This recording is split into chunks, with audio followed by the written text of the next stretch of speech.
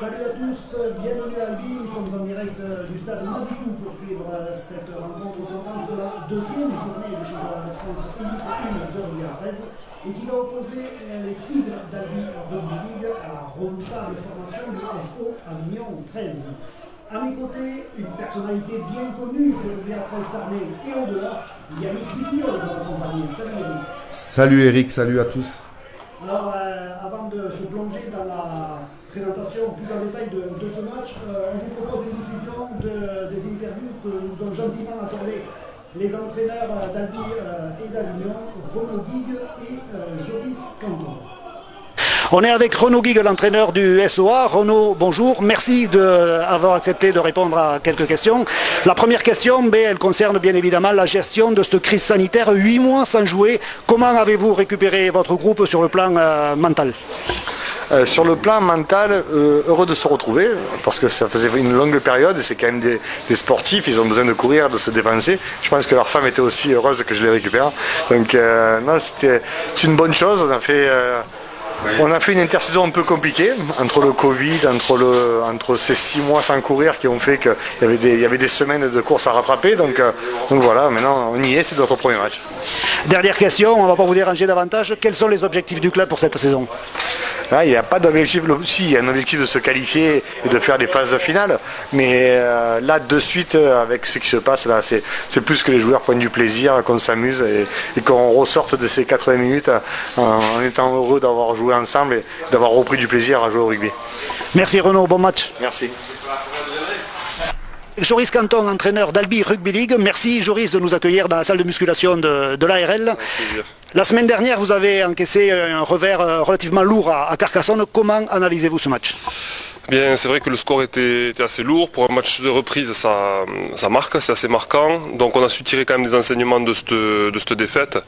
On l'explique par un groupe nouveau, malgré le fait qu'il y ait des éléments qui sont assez anciens, des joueurs qui commencent à prendre de la maturité. On a une équipe qui est nouvelle, donc voilà, on a besoin encore de réglages, de trouver des automatismes. Et voilà, ça s'est fait sur les premières minutes, mais quand on a commencé à être dans le dur, on a peut-être baissé un peu de niveau et tenté trop rapidement de reprendre la main, et ça nous a fait défaut. Vous affrontez cet après-midi cette équipe d'Avignon qui est réputée très joueuse. Sur quel point avez-vous insisté cette semaine ?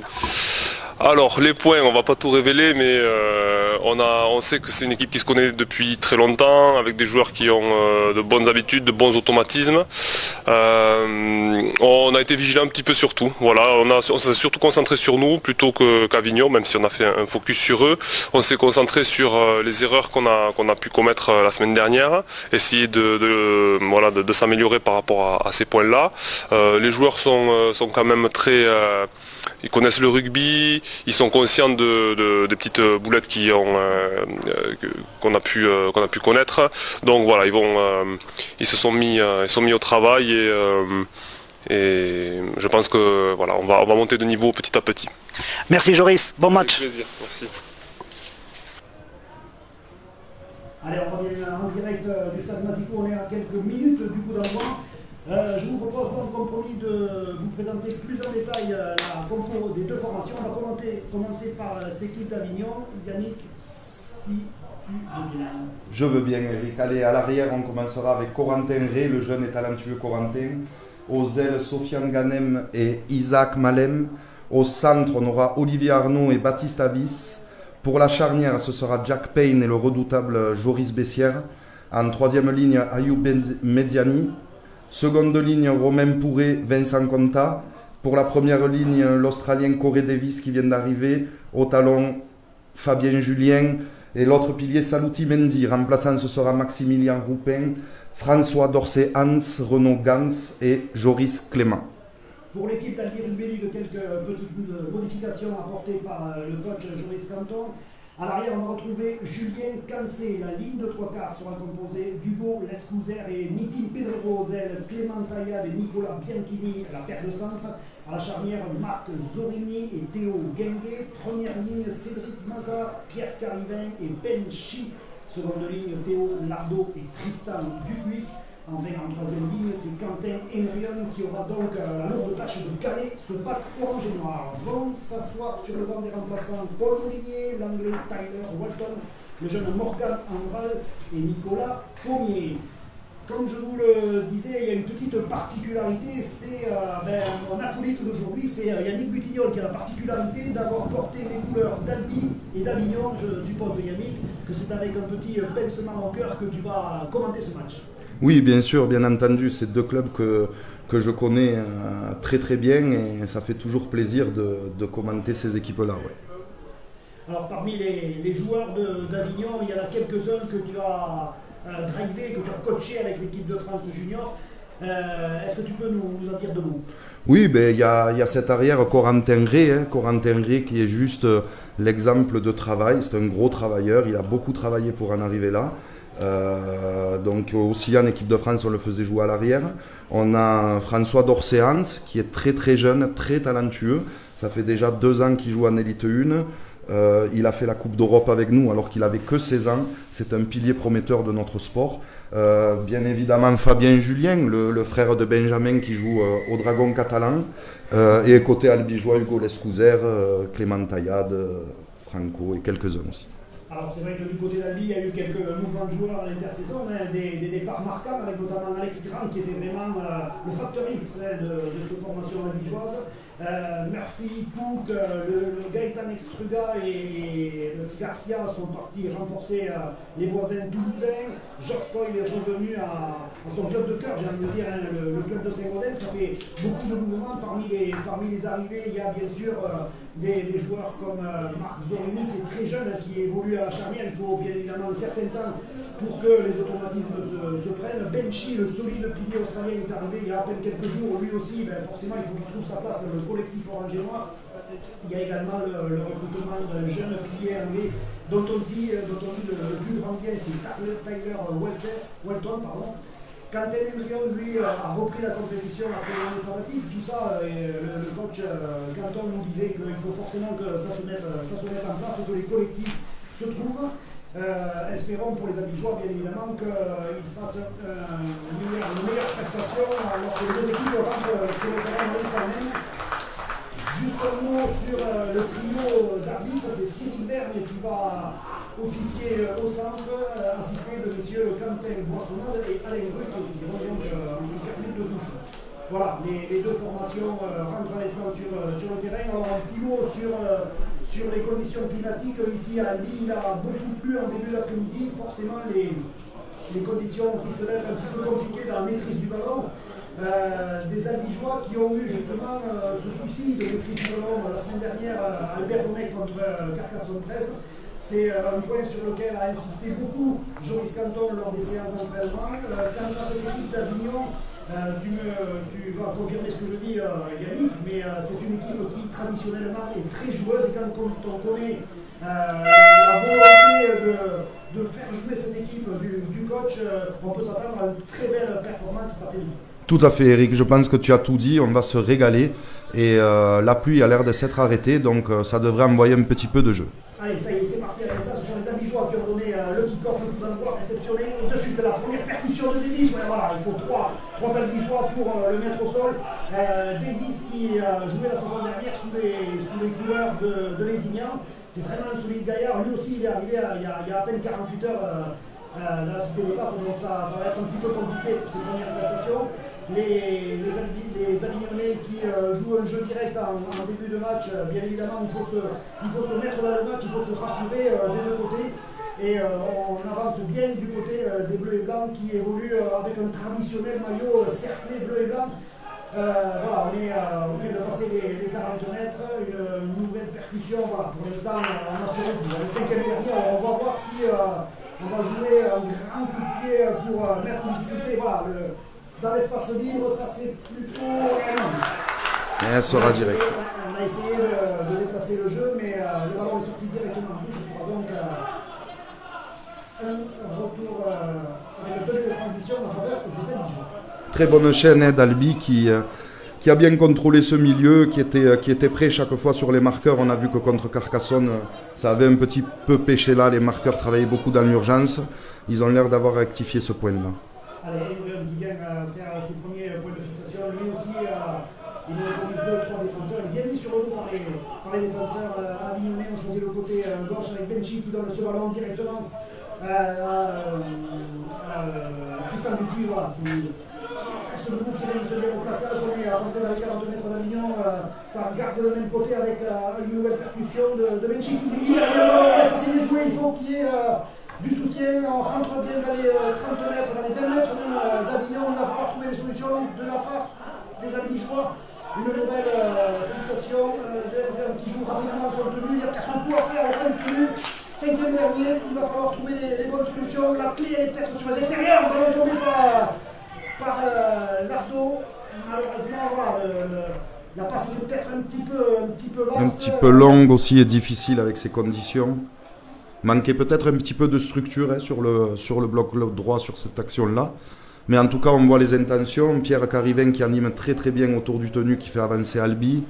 Pour l'instant, c'est des bonnes chaînes, même si elles ne sont pas complétées.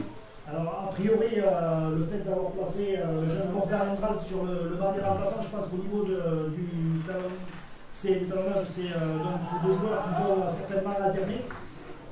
Et une bonne sortie de balle pour les Avignonnais qui se font un petit peu secouer là, sur le premier plaquage. Hendrion qui a pris déjà 2-3 ballons, qui plaque beaucoup sur le début de match aussi. Il est très actif ce garçon, on garde le petit côté du côté des Avignonnais.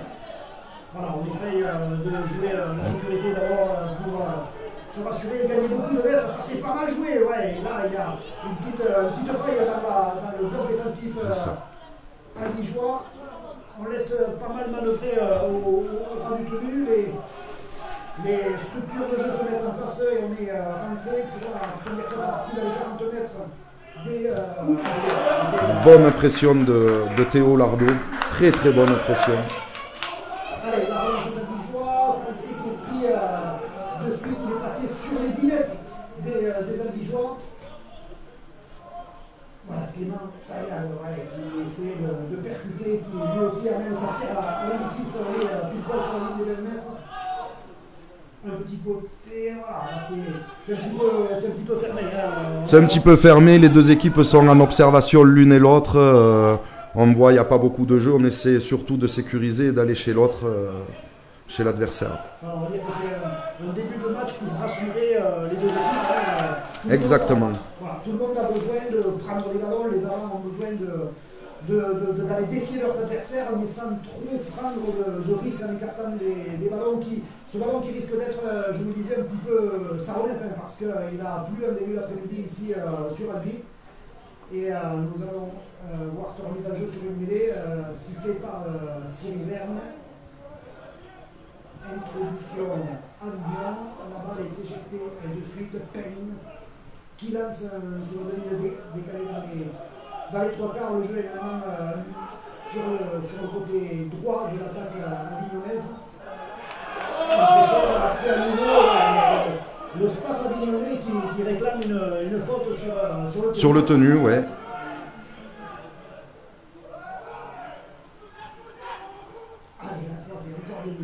Avignon qui vient bien chercher le milieu du terrain, en 50 comme on peut dire, et qui devrait envoyer un play, voilà. Voilà, ce joueur de Payne, il faut le surveiller comme le sur le feu parce qu'il a des jambes de folie. On garde le petit côté, il passe à l'intérieur, ça c'est pas mal joué. Le raffut, on libère.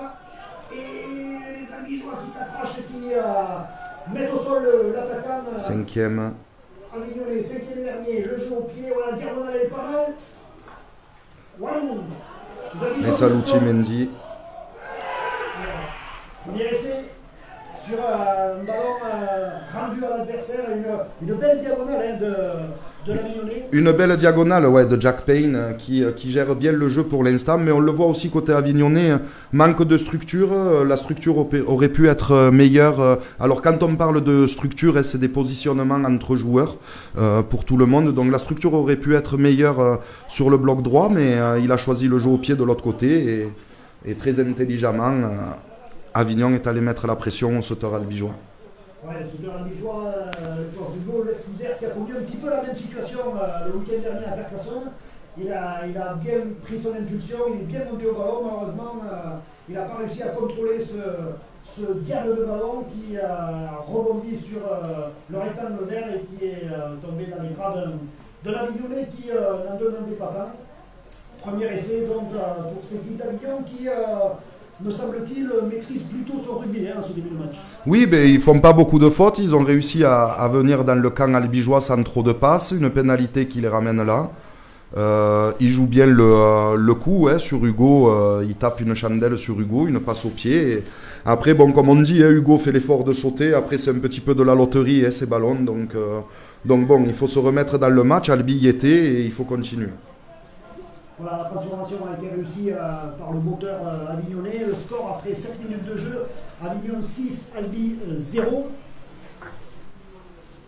Voyons comment les protégés de Joris Canton vont réagir. Cette équipe est relativement jeune, notamment à des postes clés comme demi-mêlée, puisque c'est l'Italo-Australien Marc Zorini qui officie en tant que meneur de jeu. Alors quand on a 20 ans et qu'on débarque de l'hémisphère sud, forcément il faut s'adapter à la langue, il faut s'adapter au système de jeu. Mais le pétri de talent, ce garçon, et assurément il va nous faire une grande saison sous les couleurs d'Albi Rugby League. Voilà. Les Avignonnais qui reprennent la base du rugby à 13, c'est-à-dire on joue les 2-3 premières fixations en prenant le moins de risques possible, en serrant très fort contre la poitrine le ballon, et puis dans un deuxième temps on écarte les ballons. Voilà, c'est le cas avec Payne encore une fois qui distribue bien le jeu. Le ballon qui est le joueur d'Avignon qui est mis au sol. À nouveau, Jack Payne, c'est vraiment la plaque tournante. Hein. Déjà la saison dernière, il était devenu un élément essentiel de cette belle équipe du SOA. Et cette année encore, il est reparti sur les mêmes bases. Le jeu au pied, à nouveau, dans les bras de Julien Cancé qui a eu la saison dernière un petit peu de malchance puisqu'il s'est blessé au genou.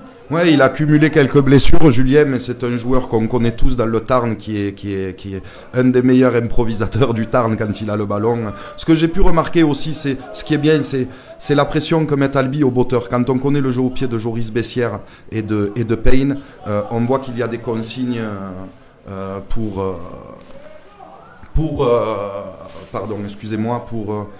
pour mettre la pression sur ce botteur.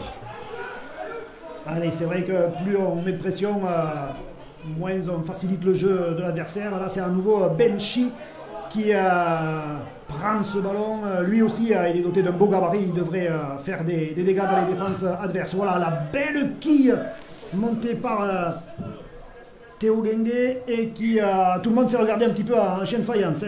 Personne n'a voulu aller au ballon.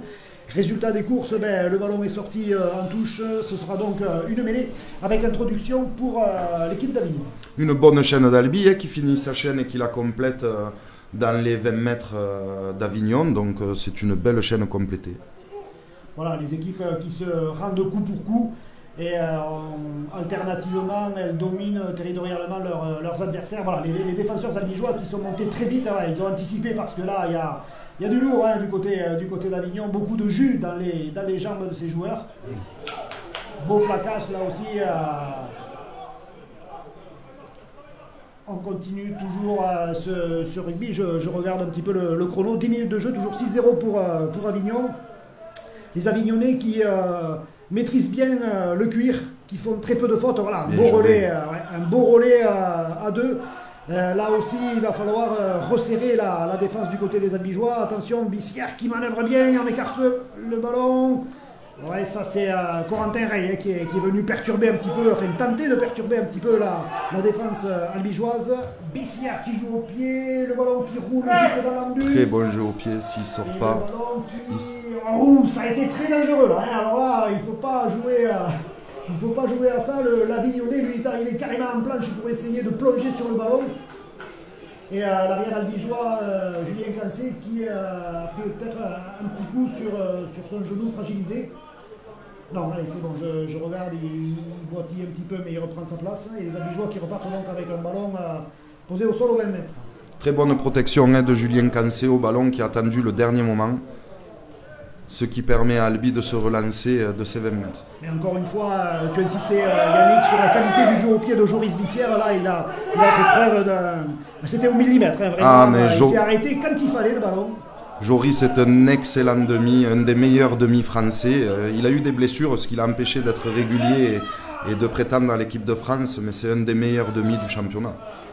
Et puisque tu parlais de l'équipe de France, je suis persuadé qu'il est dans l'antichambre d'Aurélien Colony. Rappelons que dans un an, pile poil, il y aura la Coupe du Monde 2021 qui se déroulera en Angleterre. Et la France a besoin de joueurs de talent comme Joris. Voilà, Pierre Carivenc encore qui attaque les épaules jusqu'au dernier moment. Il vient checker cette défense, Mazar qui arrive. Albi est sur de bons rails, il devrait concrétiser. Dommage. Ouais, le jeu au pied, le jeu au pied était peut-être pas le bon choix aussi. On voit Tristan Dupuis de l'autre côté qui demandait le ballon.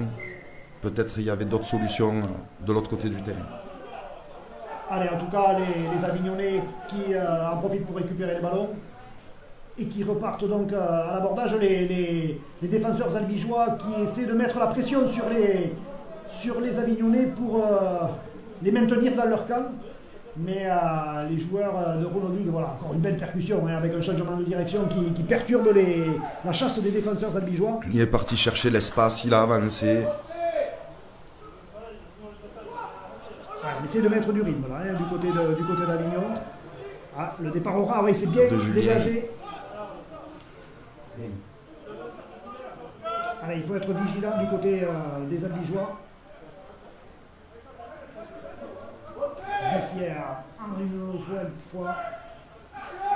Davis qui usait la défense. Et le jeu au pied. Et encore une fois, Un jeu au pied dangereux. Allez, le rebond qui cette fois a plutôt sauvé les Albigeois. Ouais, tout à fait. Il est parti du bon côté ce ballon. Voilà, l'intervention de M. Cyril Vergne, tout simplement parce que les Avignonnais ont mis dans la but en 2 fois, en 2 mouvements, le porteur de la balle, ce qui est bien évidemment strictement interdit. Les Albigeois qui vont donc en profiter pour sortir un petit peu de cette zone rouge. Intervention de monsieur l'arbitre pour arrêter le temps. Il y a un joueur visiblement... Julien Cancé, qui n'a pas l'air de sortir de la douleur de la jambe. Voilà, on va prendre le temps bien sûr de faire les premiers soins auprès de l'arrière albigeois, formé à l'Escure. L'Escure, tout à fait. Qui est une grande école de rugby du comité du Tarn. Oh, mais les écoles de rugby sont pas mal représentées dans cette équipe albigeoise. Hein. On peut voir Pierre Carivin qui vient de Villefranche-Albi. Eric, tu dois avoir des petits pubusonnés aussi qui sont là. Voilà. Exactement, Morgan Andral, puisque tu parlais des pubusonnés. Exactement. Il y a Paul Moulinier qui sort de Réalmont, exactement. C'est une équipe qui est made in Tarn, j'ai envie de dire. Et ça fait très plaisir de voir des joueurs. Alors, ouais, ça se frictionne un petit peu, ouais. Intervention d'Alain Bru. L'arbitre de touche pour une faute, visiblement. M. Verne va prendre l'avis de M. Bru.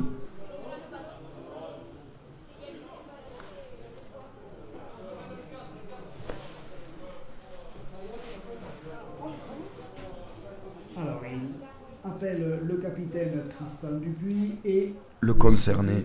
Voilà, visiblement c'est Clément Taillade, ouais, qui a l'air d'avoir mis un coup de coude au sol, en fait. Voilà, pénalité pour Avignon.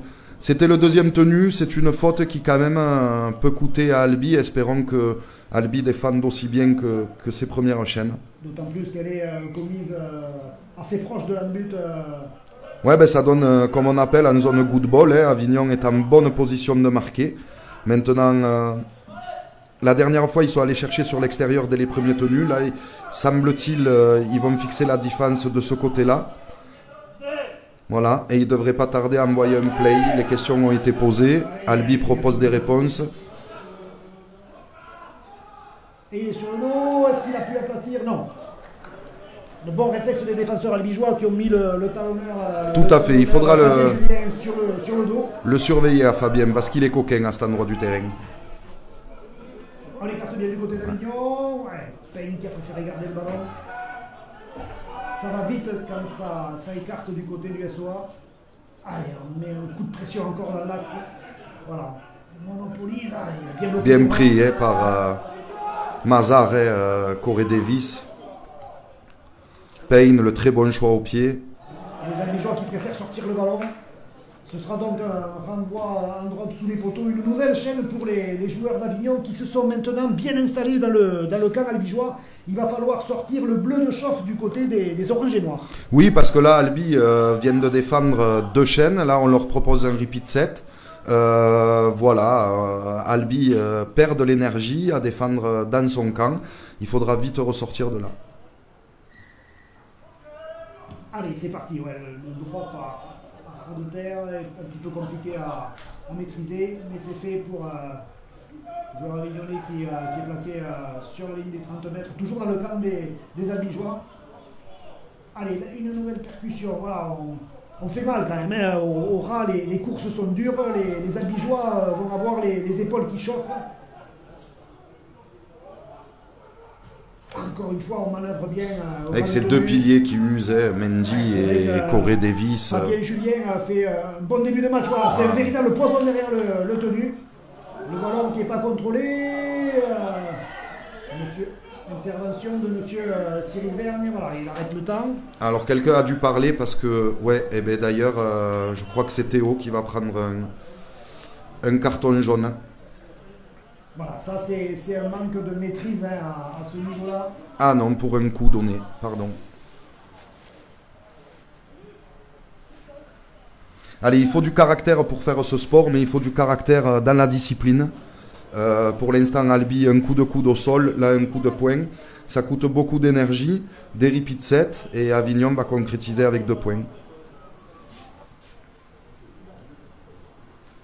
Alors pour l'instant, je jette un œil sur le staff albigeois. Pour l'instant, ils sont relativement calmes, hein, mais je suis sûr qu'à l'intérieur, ça doit bouillir. Parce que, évidemment, des fautes comme ça, quand on est dominé, on perd un petit peu ses nerfs, on perd de la lucidité, et on offre des munitions à l'adversaire. C'est le cas sur ce mauvais geste albigeois qui va permettre au buteur avignonnais d'enquiller 2 points de plus. Je pense que c'est Olivier Arnaud qui va se charger de convertir cette pénalité.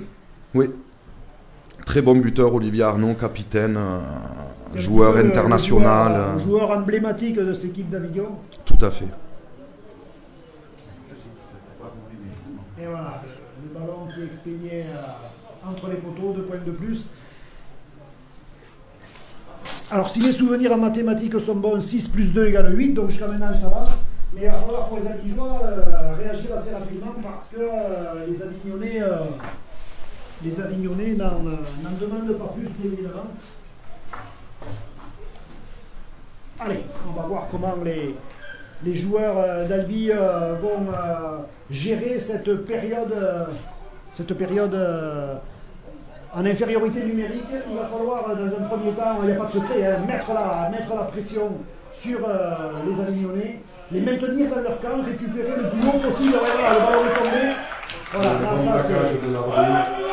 Voilà, Théo Lardo, il a cette faculté à faire un travail énorme, alors que c'est pas un gros gabarit, mais quel travailleur ce Théo Lardo. Ah, c'est un travailleur, pareil, j'ai pu l'avoir en équipe de France contre l'Angleterre à Brutus. Sur le milieu, c'est un guerrier, un vrai guerrier comme on les appelle. Il est pas épais, mais qu'est-ce qu'il est véloce. Ouais, des joueurs comme ça fait plaisir. Un cœur énorme.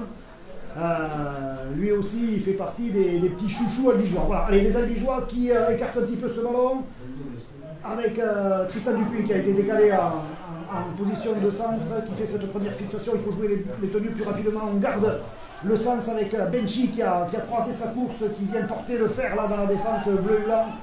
Deuxième tenue, on est rentré dans les 20 mètres, il faut accélérer, il faut à tout prix jouer plus vite le tenue pour mettre les défenseurs avignonnais en difficulté. Après 3 fixations, voyons un petit peu le schéma mis en place par les albigeois. On tente la faute de passe, pourquoi pas, mais la porte s'est refermée du côté des avignonnais. Il va falloir inventer quelque chose, voilà, plutôt écarté, il y avait sûrement sur les extérieurs. Les joueurs qui bien passé, qui jongle avec le ballon, qui l'a récupéré, c'est déjà le 5e et dernier. Yannick, va falloir trouver des solutions là. Va falloir trouver des solutions et surtout se mettre en structure. Bon, c'est le début de saison, on voit que les repères sont pas tip top. On n'arrive pas à jouer dans l'élan, dans la course. Voilà, point de départ, point d'arrivée des courses, les secondes lignes ne sont pas forcément sur la bande des 20, ne tirent pas forcément la défense. Voilà, il va falloir mieux se structurer pour l'avenir. Ouais, c'est vrai qu'on voit bien dans les différentes courses qu'il y a toujours soit un temps de retard, soit un temps d'avance. Donc tout ça ça demande forcément des heures et des heures d'entraînement. Et puis enchaîner les matchs. La cohésion fait un petit peu défaut en ce début de saison pour les albigeois. Mais ils sont tous très réceptifs à l'entraînement, ils travaillent très dur pour améliorer tout ça. Pour l'instant, ce sont les Avignonnais qui repartent avec le ballon. Toujours ce début de chaîne assez classique, mais ma foi assez efficace, puisque à chaque portée de balle, ils gagnent 5, 6, 7, 8 mètres. Et on est déjà quasiment sur la ligne centrale. Donc, oui, Avignon commence vraiment à dominer les impacts. Albi utilise moins le plaquage à 3. Alors, dû au carton jaune, sûrement, encore une pression sur Bessières. C'est sûr derrière, sur un sous-risque. Bien récupéré de la part de Julien Cancé. Le bac 3 déjà en place, même le bac 5 avec les centres. Allez, Hugo Lescouser qui va certainement jaillir de derrière le tenu. Ah, il a préféré donner à Bianchini. Ce ballon, voilà. Nicolas Bianchini, joueur discret mais efficace lui aussi. Très efficace, très sobre, travailleur et surtout de très bonnes capacités cognitives. Alors Nitin Pedrero qui vient chercher ses ballons. Nitin Pedrero qui est ces 2 dernières saisons un des meilleurs scoreurs de l'élite. mais qui est contraint cet après-midi de venir chercher les ballons au ras tenu. Ça prouve qu'on a un petit peu de mal du côté des Albigeois à écarter les ballons. Et puis juste à leur positionnement, hein, on a vu ils sont tous regroupés au milieu du terrain. On voyait que de toute façon ils avanceraient en sécurité pour le jeu au pied. Alors peut-être il faudra proposer quelque chose pour contourner ce bloc d'Avignon. Contre Carcassonne, ça a posé défaut. Est-ce que aujourd'hui, est-ce que c'est une consigne? Est-ce que c'est les joueurs qui se rassurent? Je ne sais pas, mais en tout cas, il va falloir trouver des solutions un peu plus sur l'extérieur peut-être. Voilà, effectivement, alors nous on a la chance d'être bien positionnés dans les tribunes, on voit forcément un petit peu l'ensemble du jeu et effectivement sur les extérieurs il y a certainement un coup à jouer. Les meneurs de jeu albigeois vont devoir faire montre de lucidité, hein. Je pense à la charnière bien sûr Théo, Guinguet et Zorini qui doivent lever la tête et puis trouver les bonnes solutions. Pour l'instant, ce sont les Avignonnais qui sont maîtres des horloges, maîtres du ballon. Et Jack Payne qui a été pris avec le ballon, qui est bien muselé. Attention le départ sur le côté droit. Corentin Ré qui a bien négocié l'épaule, il trouve les espaces pour ses collègues.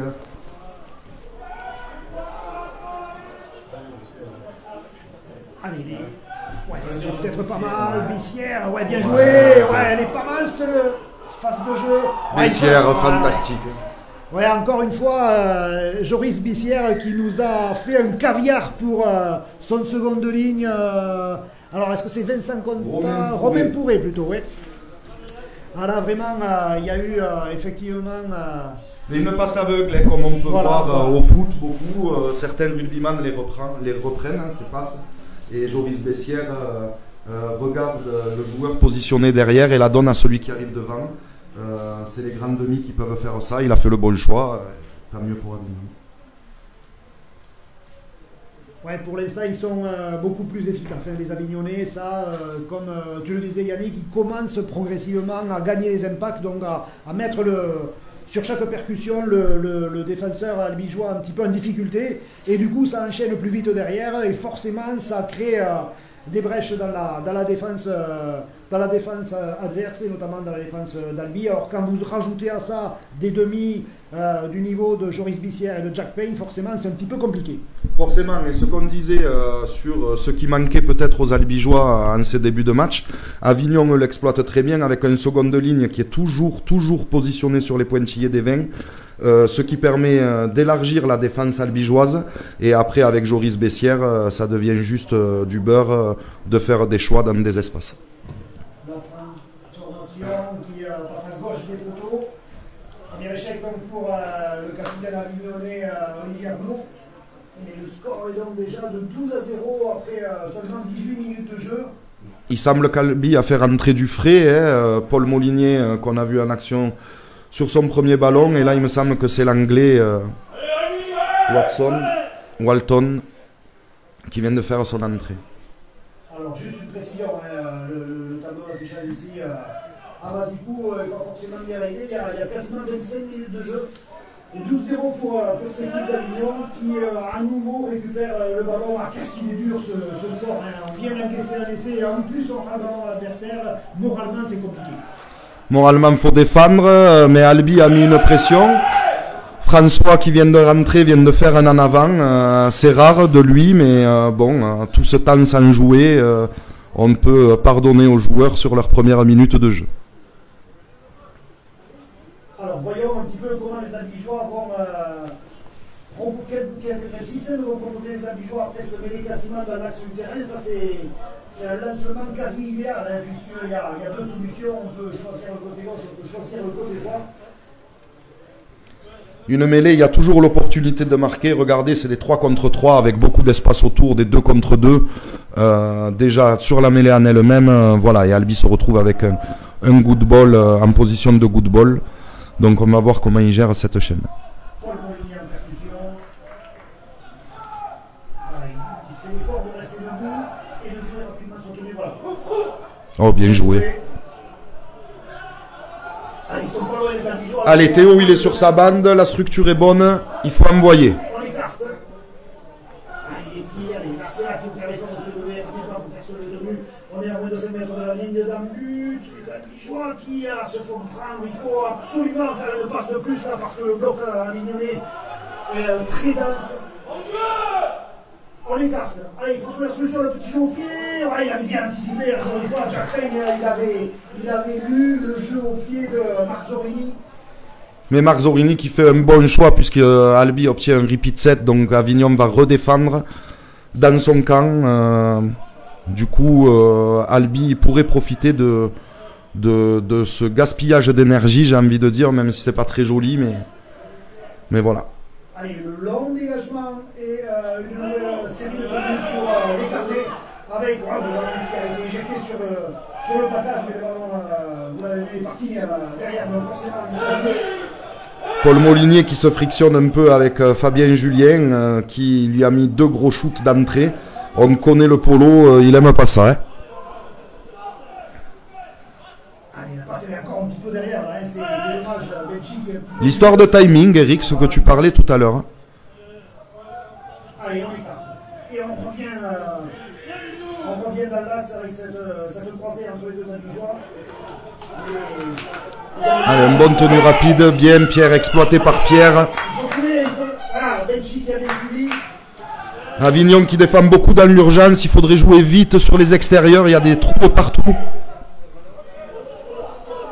Et encore un repeat set, très bien géré par Albi encore. Et ça c'est pas mal pour les Albigeois, parce qu'effectivement ils sont dans une bonne dynamique. Hein. Ils ont un petit peu inversé la pression, c'est eux maintenant qui secouent les Avignonnais, qui sont les maîtres du ballon.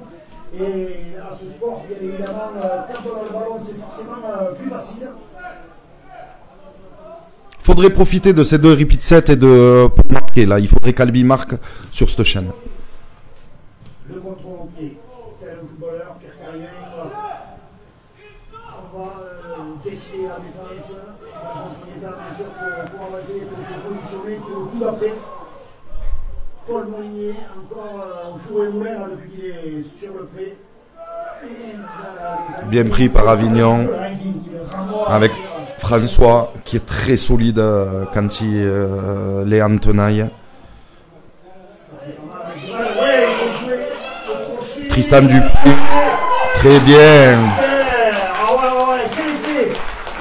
Laissez les Albigeois, comme quoi, dès qu'on donne un petit peu de mouvement, dès qu'on fait passer les joueurs à vide dans la ligne de 3 quarts, forcément ça perturbe les défenseurs adverses. Ça a été le cas sur cette très belle attaque albigeoise qui a vu Tristan Dupuis, me semble-t-il. Tristan Dupuis, bien arrivé. Très bonne course de Tristan. Alors, on parlait de structure et de placement sur les extérieurs. Là, le bloc gauche était bien positionné. Et ensuite, toute la maîtrise de Théo Guenguet qui va checker les épaules et faire le bon choix de Tristan Dupuis qui arrive avec juste une très bonne course. Voilà, le rugby à 13, c'est simple quand c'est joué à la perfection, parce que, mais quand on est sur le terrain, forcément, c'est beaucoup plus compliqué. Mais là, collectivement, ils ont montré qu'ils étaient capables, les Albigeois, de faire des actions de grande envergure. Ça va certainement leur donner le moral, hein, parce que il y a 5 ou 10 minutes de ça, ils avaient un petit peu la tête au fond du seau. Et ma foi, ce groupe a bien réagi parce qu'ils ont aussi remettre les choses dans le bon sens, reprendre leur rugby et redonner un petit peu de bon au cœur en scorant. Et donc, après bientôt 30 minutes de jeu, les Soliniers on mène toujours ici sur le terrain d'Albi, 12-6 face à Albi Rugby League. Globalement, depuis quasiment 2 heures, donc, on assiste plutôt à un match agréable, hein, compte tenu du fait que ces deux équipes n'avaient pas joué depuis quasiment 8 mois, depuis le mois de mars dernier. Hein. C'est assez extraordinaire. Tout à fait, Eric, tout à fait. Et on a vu le premier quart d'heure d'observation des deux équipes et maintenant ça commence à se lâcher. Donc c'est de bon augure pour la suite. Albi a très bien construit son essai. Ils ont été patients. Hein. On parle toujours de construction sur un essai. Et là, Albi a été vraiment bon dans la construction de cet essai avec 2 repeat sets pour arriver à scorer. Voilà, les Albigeois étaient punis un petit peu comme l'avaient été les Albigeois d'ailleurs quelques instants plus tôt. Allez, on réclame là. On essaie de gruger l'arbitre, mais ça n'a pas marché. Ouais, une belle anticipation des Avignonnais qui ont obligé le porteur de la balle albigeois à faire un prochain derrière à se faire plaquer. On garde le sens. quand il est derrière le tenu, il passe à l'intérieur pour Benji, il est bien arrivé, mais là aussi, c'était un petit peu anticipé de la part des défenseurs lyonnais. Le jeu au pied est un petit peu long, et le ballon qui sort en bas morte. Donc, on va devoir mettre pour les joueurs du Vaucluse.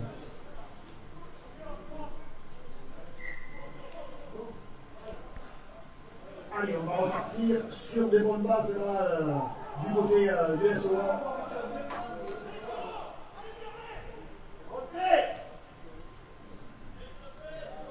On est revenu un petit peu dans une phase où les deux équipes se craignent, j'ai l'impression, parce que voilà, on sait très bien qu'il faut absolument limiter les fautes parce qu'on est régulièrement fessé. Et donc on revient un petit peu aux bases du côté d'Avignon sur cette succession de charges au ras du but.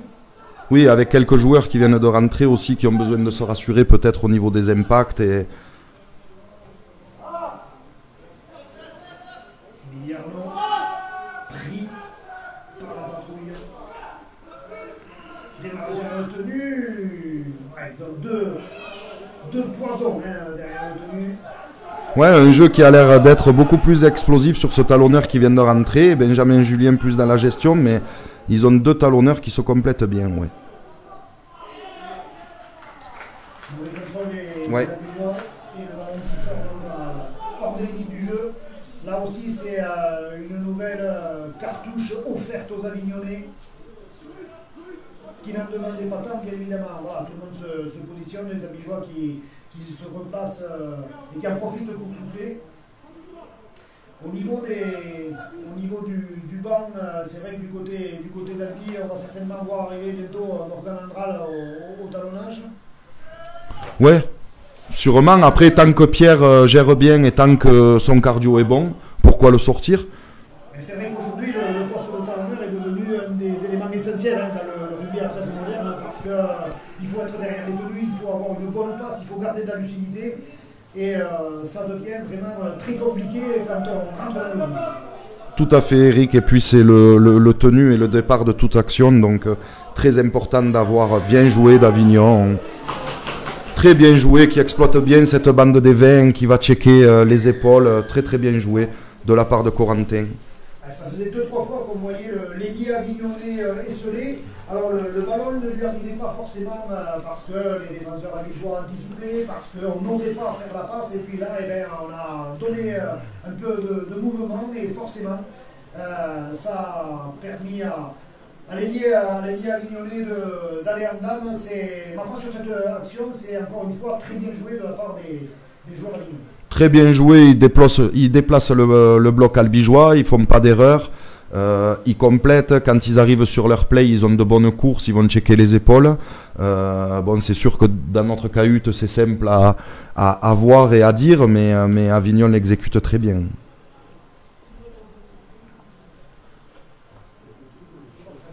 Et on sent d'ailleurs toute la patte de Renaud Guig, qui est l'entraîneur porté sur l'offensive.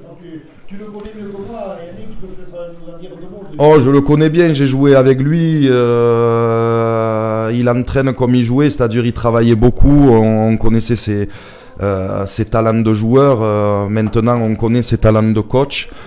C'est un gros travailleur, il connaît notre sport. Renaud Guig fait partie des meilleurs entraîneurs français, tout de même.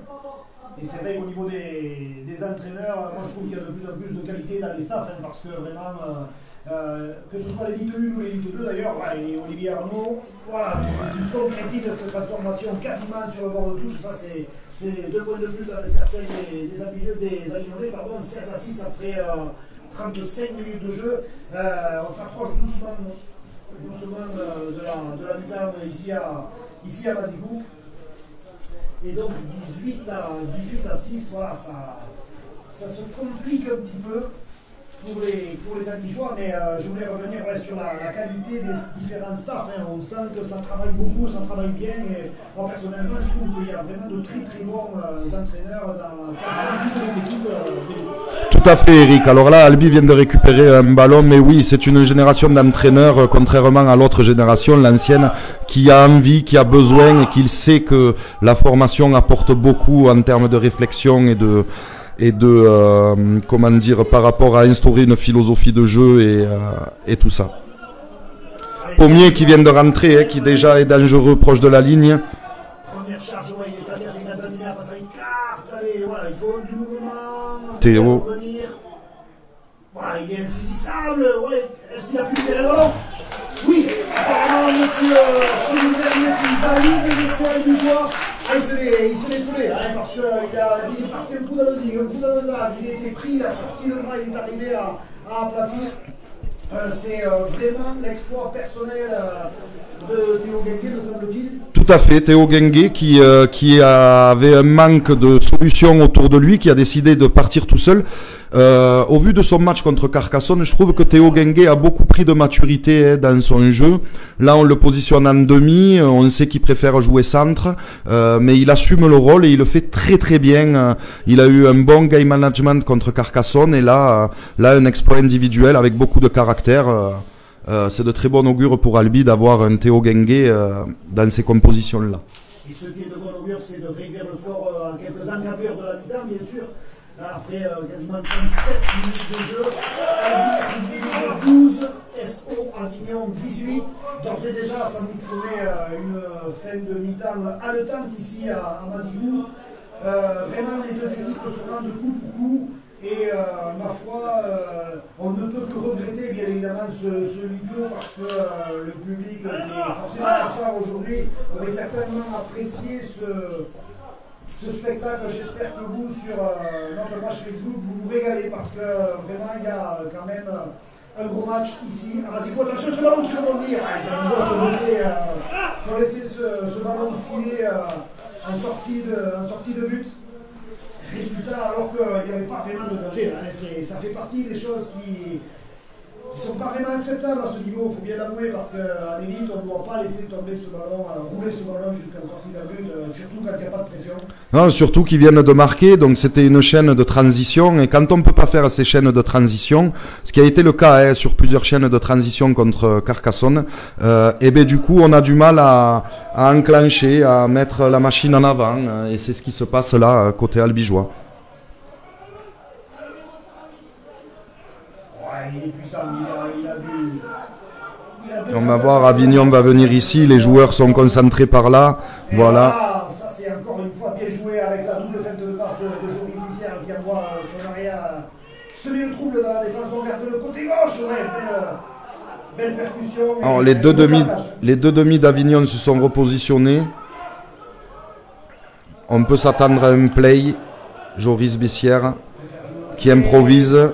Du coup que le play ne peut pas se lancer. Effectivement, ça c'est de l'impro, mais ça a encore mis en difficulté l'arrière-garde albigeoise. C'est Nitin Pedro qui va se charger lui-même de faire ce renvoi à 20 mètres. Voilà. Il a été techniquement correctement réalisé, il va falloir recommencer ce geste technique. Voilà, c'est parti. Du coup, forcément, il est un petit peu moins lancé, notre ami Nitin Pedro. Il faut assurer, il faut sortir de là sans prendre trop de risques, hein, puisque le chrono est en train de tourner et petit à petit on s'approche de la mi-temps. On garde le côté gauche, une nouvelle fois, une nouvelle percussion. Ah, mais le ballon au chaud du côté des albigeois. Allez, on va envoyer un peu sur l'extérieur, voilà. C'est là qu'il manquerait peut-être une passe supplémentaire hein, pour vraiment mettre en difficulté les extérieurs défensifs avignonnais. Attention, ne pas se faire mettre en touche, les joueurs prennent un petit peu de risque là. Le ballon a été récupéré, est-ce qu'on repart à 0? Visiblement non. Oui, on repart à 0. Nouvelle série donc pour les albigeois, le jeu est quasiment au milieu de terrain, Clément Taillade qui résiste au plaquage, il est mis au sol. Une nouvelle, voilà, Nicolas Pommier est tout frais. Une café d'impatience de revenir sur le terrain, le départ, la corde a sonné, on tape tout pour le côté des albigeois. Attention à Corentin qui a des appuis, oui, il est capable. Voilà, l'arrière-garde albigeoise qui met l'arrière avignonnais au sol. Et c'est donc la mi-temps ici à Mazicou où les deux formations sont très proches l'une de l'autre. Pour l'instant, Albi Rugby League 12, SO Avignon 18. Peut-être une petite analyse de Yannick avant de passer une page de pub. Eh bien écoute Eric, moi ce que je retiens c'est de la part de tous les acteurs qui mettent beaucoup de caractère et d'abnégation à gagner leur duel. Et côté albigeois, ce que je retiendrai, c'est les petites fautes qui ne permettent pas d'enclencher, de poser la main sur le match. Et Avignon, qui à chaque fois est venu dans le camp d'Albi, a su scorer, donc est opportuniste. Voilà, ça promet une belle seconde mi-temps. Voilà, c'est donc la mi-temps. Je vous propose de faire une page de pub avec, bien évidemment, les partenaires d'Albi Rugby League.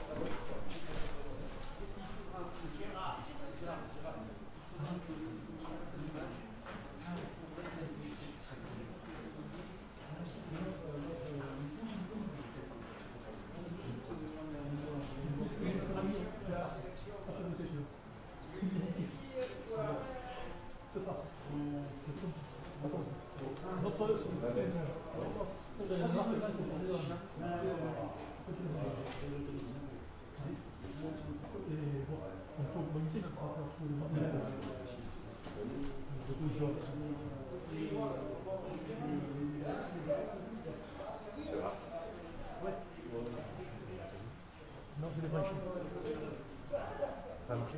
Les prochains, ça marche.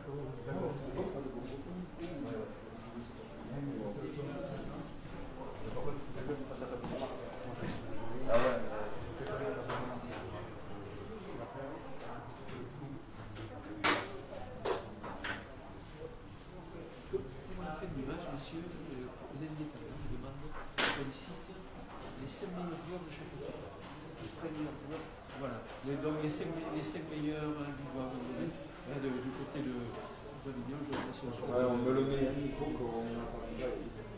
Ouais,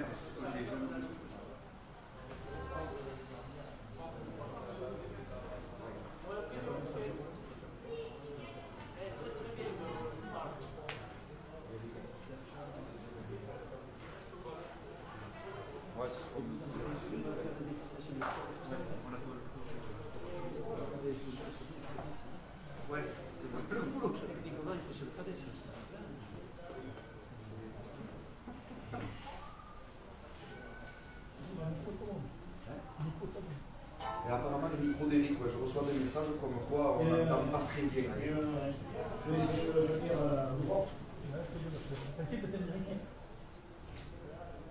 Tout à l'heure, quand on a fait l'interview, c'est nickel. Non, peut-être que je l'avais comme ça. Je vais essayer de faire ça.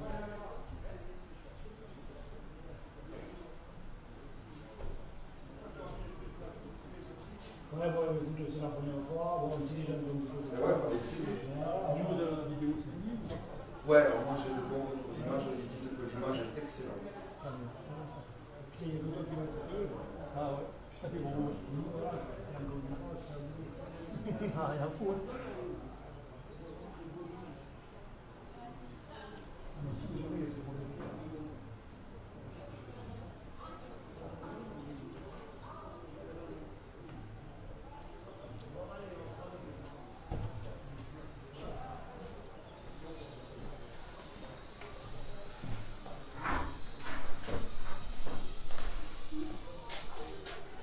Là, on se bouton là, stop. Voici j'appuie dessus. Ouais. Le chrono démarre. Ouais. Le chrono s'arrête. Et ouais, c'est ce qu'on me dit, ouais, sur les messages. D'accord. Stop. D'accord. Le score, je vais le faire au fur et à mesure. Et alors, c'est pas la même chose. Ça va? T'es là, toi, t'es là. D'accord. Non, Bon.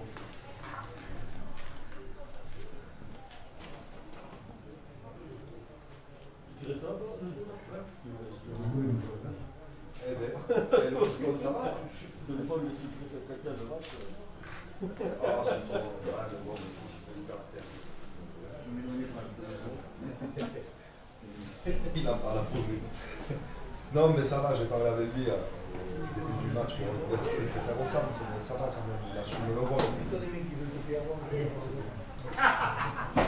Bon, c'est plaisant, mais franchement, c'est pas mal. C'est pas mal.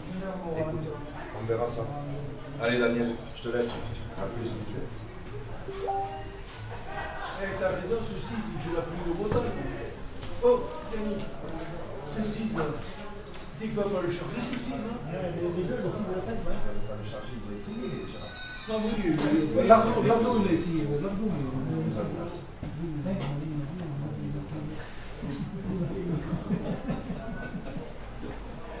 Ouais. c'est lui qui fait la pluie le beau temps. C'est lui qui faut descendre. C'est bon, là, Deux fois. les pieds à la carte. il a dit de parler souvent parce que Oui. dans un autre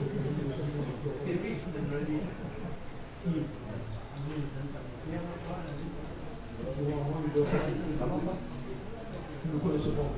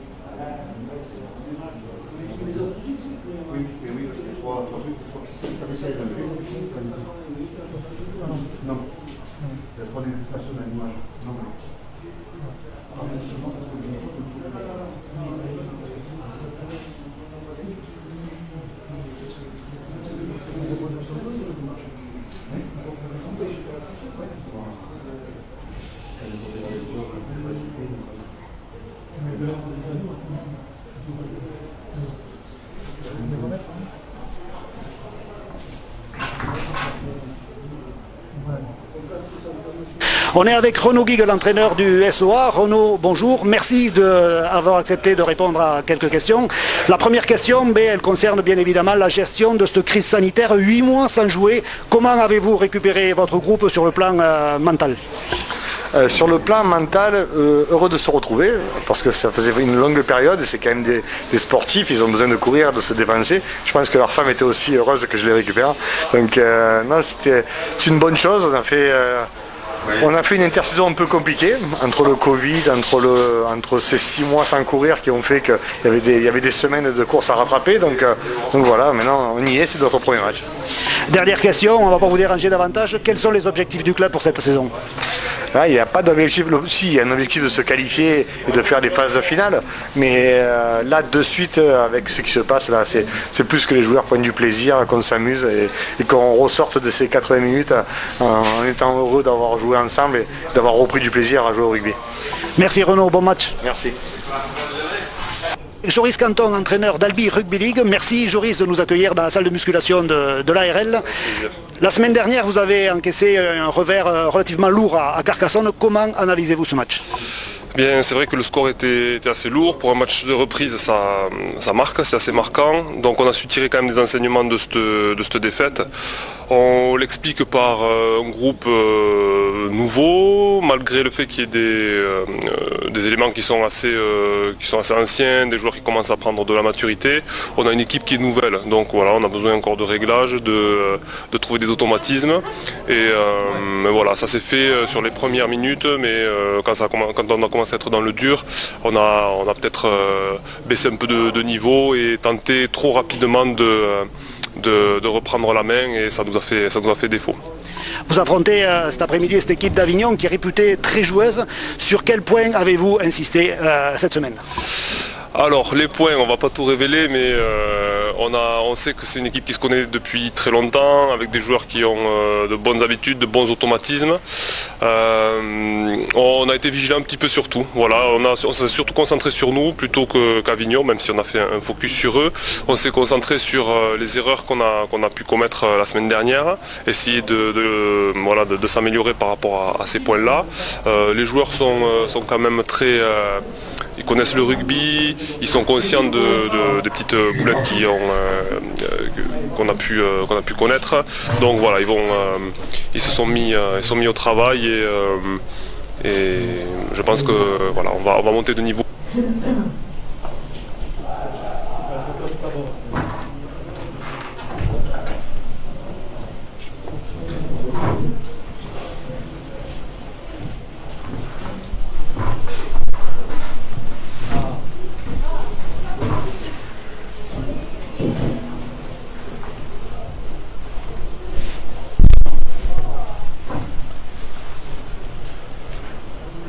Allez, nous sommes de retour ici à Mazikou pour le début de cette deuxième mi-temps. Les deux formations font leur retour sur le terrain. Je vous rappelle le score: Albi Rugby League 12, SO Avignon 18 pardon. Les Avignonnais qui ont plutôt globalement maîtrisé cette première mi-temps. Les Albigeois qui devraient trouver des solutions plutôt vers les extérieurs. Hein. Nous en parlions en fin de première mi-temps avec mon acolyte Yannick Butignol. Et effectivement, il y a certainement des coups à jouer sur les extérieurs, des extérieurs qui ont été magnifiquement trouvés par l'équipe d'Avignon. Tout à fait, Eric, tu as tout résumé. Maintenant aussi, la fraîcheur. Avignon, c'est leur premier match, Albi est à leur second. Peut-être que dans les 20 dernières minutes, Albi pourra creuser le break et repasser devant Avignon. Allez, on attend le signal de monsieur l'arbitre, monsieur Cyril Vergne, qui officie aujourd'hui sur le rectangle vert de Mazikou, une pelouse magnifique, hein, vraiment. Ça y est, c'est parti, un très long kick-off de la part des Avignonnais, récupéré par l'équipe des Héros qui va pouvoir envoyer du gaz, mais voilà, le bloc défensif avignonnais s'est reconstitué très rapidement. Pellerin qui est mis sur le dos, voilà, les Avigeois qui repartent sur de bonnes bases avec une nouvelle percussion, me semble-t-il, de Paul Moulinier. Pierre Carillon toujours derrière le tenu à la charnière. Voilà, c'est Nicolas Pommier qui lui aussi vient prêter main forte à ses coéquipiers. Il a fait une bonne rentrée, hein, Nicolas Pommier, en fin de première mi-temps. Il a amené beaucoup de fraîcheur, beaucoup de gaz. On sent que c'est un garçon plein d'envie. Tout à fait, Eric, et je dirais même le banc a amené la fraîcheur, puisqu'Albi est revenu au score quand le banc est rentré, donc le banc a apporté le plus, et c'est ce qu'on leur demande en général. Voilà, ça c'est vrai que la gestion des remplacements, c'est aujourd'hui devenu très important. Hein. Et pour l'instant, effectivement, tous les joueurs albigeois qui sont rentrés ont amené un petit plus. Ça permet donc sans arrêt de redynamiser la formation albigeoise. Les albigeois qui sont maîtres du ballon en ce début de deuxième mi-temps avec Lardo qui vient prendre ce ballon. On est pile poil sur la ligne des 40 mètres. On est rentré dans le camp avignonnais. On part toujours en percussion au ras du tenu. C'est certainement ce qu'a demandé Joris Canton à la mi-temps à ses joueurs, de repartir sur les bases saines. Voilà, on écarte. Voilà. Ça c'est pas mal, il faut trouver des solutions. Il a failli se faire éjecter en touche, c'est Lidine Pedrero donc, qui se retrouve en position de demi de tenue. Voilà, il n'y a pas trop de solutions là, on préfère remettre un coup de pression sur les défenseurs avignonnais. Paul Moulinier qui reste debout, il a cette faculté effectivement à résister au plaquage. Cinquième et dernier, il va falloir lever la tête, trouver des solutions. On préfère le côté gauche, le jeu au pied c'est pas mal, mais les Albigeois qui vont bénéficier à nouveau d'une belle portée de balle, puisque ce sont les Avignonnais qui ont éjecté ce ballon en sortie de but. Et ce sera donc un renvoi sous les poteaux en drop. Belle entame de deuxième mi-temps de la part des Albigeois. Ben, très belle entame, ouais. Et ce qu'on parlait, comme quoi on connaît tous le rugby, j'ai l'impression qu'Albi a corrigé à la mi-temps, ils sont plus en structure, ils écartent plus la défense avignonnaise, du coup il y a beaucoup plus de solutions qui se présentent à eux. Et en plus de ça, effectivement, ils monopolisent le ballon, ils mettent la pression. Ouais, derrière le tenu, là, il n'a pas pu. Il pensait qu'il n'était pas dans l'axe et je pense que c'est pour ça qu'il est allé le viser. Il a été chercher la faute, mais. Tout à fait.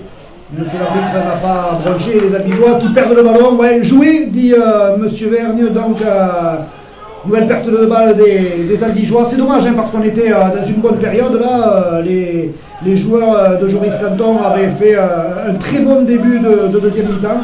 Et malheureusement, un petit peu sur une percussion anodine, hein, un ballon perdu. C'est des fois sur des portées de balles qui nous semblent très simples que les joueurs sont un petit peu déconcentrés. Et donc forcément, ça suffit pour tomber le ballon et rendre une munition supplémentaire aux Avignonnais. Ouais, voilà, si Albi peut durcir comme ça, un petit peu leur faire mal, ils n'ont pas joué depuis longtemps à Avignon. Il faudrait qu'à l'impact, Albi puisse leur faire mal. Ouais, intervention de monsieur Vergne pour un plaquage qu'il estime haut de la part des défenseurs albigeois. Ça va permettre visiblement à Joris Bissière de trouver une touche et de donner un petit peu d'air à sa formation. Voilà, l'ouvreur avignonnais qui gagne quasiment une quinzaine de mètres. Allez, sur ce coup de pied, les Avignonnais qui vont repartir en tapis penalty. Voilà, c'est parti avec une première percussion. Ouais. Et Théo Lardot qui a raté son vis-à-vis dans un premier temps. Il a voulu shooter fort et il a manqué, dommage, mais il faut être plus agressif, donc c'est une bonne initiative. Voilà, là c'est le choix du roi. On peut jouer à gauche, on va jouer le côté droit. Green, la passe à l'intérieur, attention, le refus.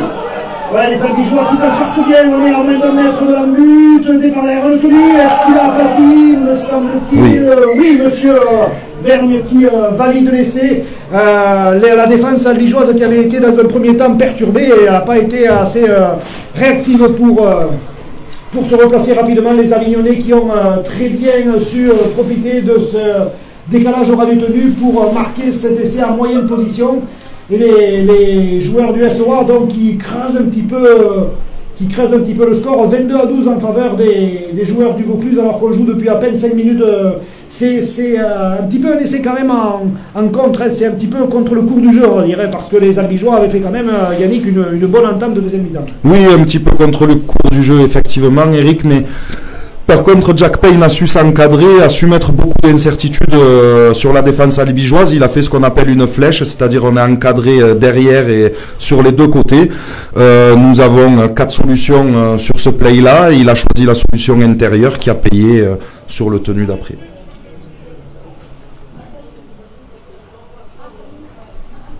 Le capitaine avignonnais Olivier Arnaud qui se concentre avant cette tentative de transformation. Le ballon qui s'élève dans le ciel albigeois et qui passe entre les poteaux. 2 points de plus pour le SOA. 24-12 en faveur des joueurs, des protégés de Renaud Guigue. Allez, encore une fois la course-poursuite qui commence maintenant pour les oranges et noirs. Et encore une fois, une petite erreur, alors qu'Albi était en bonne position dans le camp adverse. L'en avant, Avignon vient dans le camp albigeois et score encore une fois. Très opportuniste, ces Avignonnais.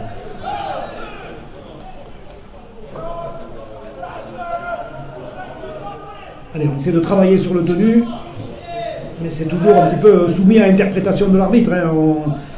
On a toujours un petit peu un laps de temps de plus en plus réduit, hein, parce que les arbitres sont très stricts sur la réalisation du tenu. Mais voilà, on voit sauf si on domine les plaquages. Si on arrive à dominer les plaquages, on a des surrenders et ça permet de contrôler un peu plus. C'est qu'Albi doit faire absolument dans cette seconde mi-temps. Voilà, ça aussi aussi, ça. Ah ouais, là, le soutien aura, c'est déjà le 5e. Il va falloir. Attention au jeu au pied de Joris. Il Et non, qui joue à la main, très intelligent ce Joris Bessières. Voilà. Oh là là. Il y aurait peut-être un en avant de passe en bout de ligne, non, l'arbitre n'a rien dit, ballon récupéré, me semble-t-il. Et ce sera un repeat set. Et voilà. Il a récupéré juste avant la ligne d'en-but et Avignon l'a fait rentrer. Donc encore une fois, une très bonne chaîne gérée par Avignon. Joris Bessières qui décide de le jouer à la main au 5e, ce qui met Albi dans la difficulté. Très très bien mené par les playmakers avignonnais. Voilà, là, toute la lucidité du meneur de jeu avignonnais qui a préféré jouer à la main sur les extérieurs parce qu'il a vu forcément qu'il y avait un surnombre. Et ce sont donc les Albigeois qui sont contraints et forcés de rendre le ballon aux Avignonnais. Beau contrôle du pied de Jack Payne. Et encore, ouais, c'est dangereux ça. Ils le font souvent les Avignonnais. Si on ne leur bloque pas les bras, ça va être un petit peu compliqué parce qu'on voit le premier défenseur qui reste debout, qui libère le ballon, qui le sort pour un partenaire qui arrive lancer au ras. Ça c'est un petit peu l'arme fatale, hein, parce que quand on arrive à lancer comme un obus dans ce petit intervalle, souvent ça peut aller en dame. Les Avignonnais qui ont décidé d'appuyer là où ça fait mal, hein, parce que visiblement ils ont détecté une petite faille dans la défense albigeoise. Pour l'instant, les Tarnais qui sont à nouveau maîtres du ballon, Lardo en position de centre pour essayer de perturber un petit peu l'arrière-garde avignonnaise, et une nouvelle charge au ras cette fois de Paul Moulinier. Alors Paul, c'est vrai qu'il a souvent voilà, il a réussi visiblement, non, il s'est un petit peu fait mal, me semble-t-il, sur le plaquage de l'Avignonnais qui est tenté de le tordre un petit peu dans les règles, bien sûr, pour le mettre au sol. Des fois, c'est vrai qu'on est en droit de se poser la question s'il ne vaudrait pas mieux aller au sol pour jouer plus vite le tenu, plutôt que résister et après se soumettre un petit peu à la dureté des plaquages adverses. Bien sûr, mais c'est le style de jeu qu'a toujours adopté Paul Molinier, certainement qui ne va pas le changer maintenant. Et d'habitude, ça lui réussit plutôt pas mal. Voilà, carton jaune pour un joueur. Joris Clément, ouais. Voilà, il a tordu l'épaule du joueur albigeois qui reste au sol, qui se fait soigner.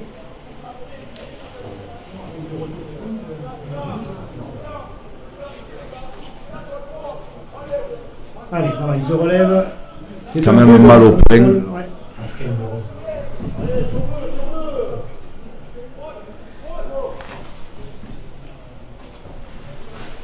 Les joueurs du Vaucluse qui vont donc se retrouver en infériorité numérique pendant 10 minutes, alors qu'il y a un nouveau changement, un nouveau turnover du côté des Albigeois. C'est Quentin Henrion qui a fait une excellente première mi-temps, qui revient sur le terrain. Quentin Henrion qui avait mis sa carrière entre parenthèses, qui revient cette saison et qui a fait vraiment... Alors là, Mazar qui vient de rentrer et qui de suite on essaye de le mettre dans le bain et fait cette petite erreur. Alors chez les Albigeois ça commence à devenir récurrent, une fois qu'on prend une pénalité, qu'on peut sortir de notre camp, on n'y arrive pas, alors il faut trouver d'autres solutions. Petite erreur qui à ce niveau peut être fatale, hein, parce que dès le premier tenu tomber le ballon, alors que en plus de ça psychologiquement on avait peut-être pris le dessus sur cette équipe d'Avignon qui se retrouve à 12. Et puis voilà, sur la première portée de balle, eh bien, une percussion très simple, le ballon tombé et les Avignonnais qui récupèrent le cuir et qui envahissent à nouveau le camp des Tigres albigeois. Voilà, lui aussi, voilà, il reste debout, il a réussi à libérer ce ballon. Jack Payne qui joue à gauche là-bas, et voilà le Bissière qu'il a vu. Voilà, c'est dégarni là-bas. Derrière, Julien Cancé qui récupère ce ballon et qui plonge pour sortir de la but. Ouais, c'est plutôt... Très bon geste technique de Julien Cancé qui permet de ne pas d'obtenir... Il se fait découper. Exactement, Eric. Et en plus de ça, Avignon n'obtient pas un repeat set et Albi peut se dégager de son camp. Allez, il a sauvé la patrie là, Julien Cancé.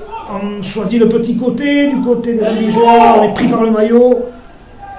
Troisième tenue, me semble-t-il. On est toujours dans les 20 mètres, Théo Lardo. Albi qui prépare le jeu au pied, on le voit, positionnement des joueurs sur le terrain. Et du coup, l'arrière avignonnais qui recule un petit peu parce que lui aussi il a anticipé. Allez, on a préféré mettre un coup de plus. Voilà, c'est le 5e et dernier. très bon jeu au pied. Voilà, il est long, il faut absolument gagner des yards, renvoyer cette équipe d'Avignon, non pas à ses chères études, mais dans son camp le plus loin possible. Aller les chasser le plus près possible de leur but pour récupérer un bon ballon. Là, c'est important pour Albi de compléter sa chaîne défensive sans faire de faute pour pouvoir récupérer un bon ballon d'attaque. Il faut faire l'effort de monter. Là, on est parfois un petit peu passif. Ça commence à être un petit peu compliqué, bien sûr, pour les organismes. Bon shoot, ça, voilà. Ça fait plaisir. Je suppose que vous qui regardez ce match sur la page Facebook, vous avez dû apprécier ce gros caramel balancé par les Albigeois. Et Albi, au-delà de faire une bonne chaîne et d'avoir un ballon sur les 50 ou 40, grâce à leur agressivité, obtiennent un ballon en good ball dans le camp d'Avignon. Alors, quelle est l'option? Est-ce qu'on assure les 2 points de la pénalité? D'après moi, non. Ah, ça, c'est le grand débat des entraîneurs quand on est en retard de 12 points comme ça. Et moi, je serais pour la jouer à la main, comme ils viennent de faire. On verra si cette option est la bonne. C'est Benchi qui a pris ce premier ballon. On a bien avancé là. Zorini qui... là, une feinte de passe qui n'est pas passée. Bien pris, très bien pris. Très bonne pression de la défense d'Avignon. Il n'a pas vu venir le défenseur Marc Zorini. Et ils sont même sanctionnés, me semble-t-il, pour... alors, j'ai pas vu le geste de l'arbitre. Il me semble que quelqu'un a parlé. Effectivement, ouais. Ils n'ont pas su tenir leur langue, les Albigeois. Alors, entre eux, des petites fautes qui, à ce niveau-là, peuvent être importantes, et puis des paroles d'énervement, il va falloir qu'ils se ressaisissent. Rappelons que les Avignonnais sont encore 12 sur le terrain. Ah, Albi à durcir, je pense qu'il faut qu'il reste dans ce schéma-là, tout en étant discipliné. Voilà, l'intérieur aux jambes, qui va permettre de contrôler. Il ne faut pas s'affoler, il faut être patient, même sur ces chaînes défensives.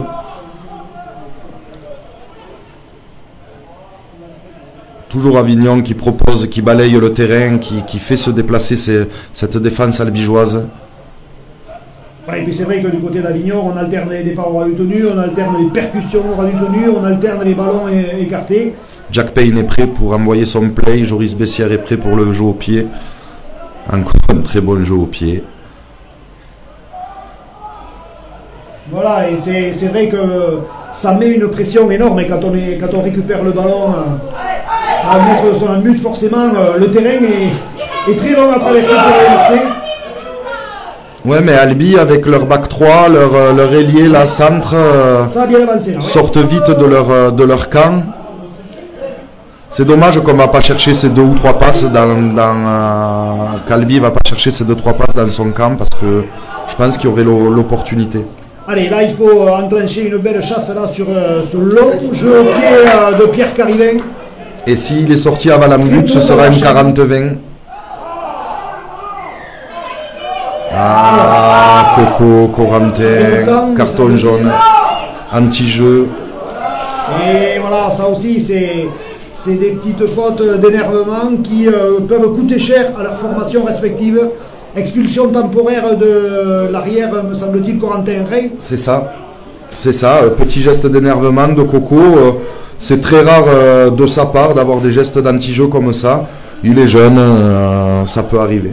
Allez, avec l'expérience au fil des années, forcément, il ne peut que s'améliorer.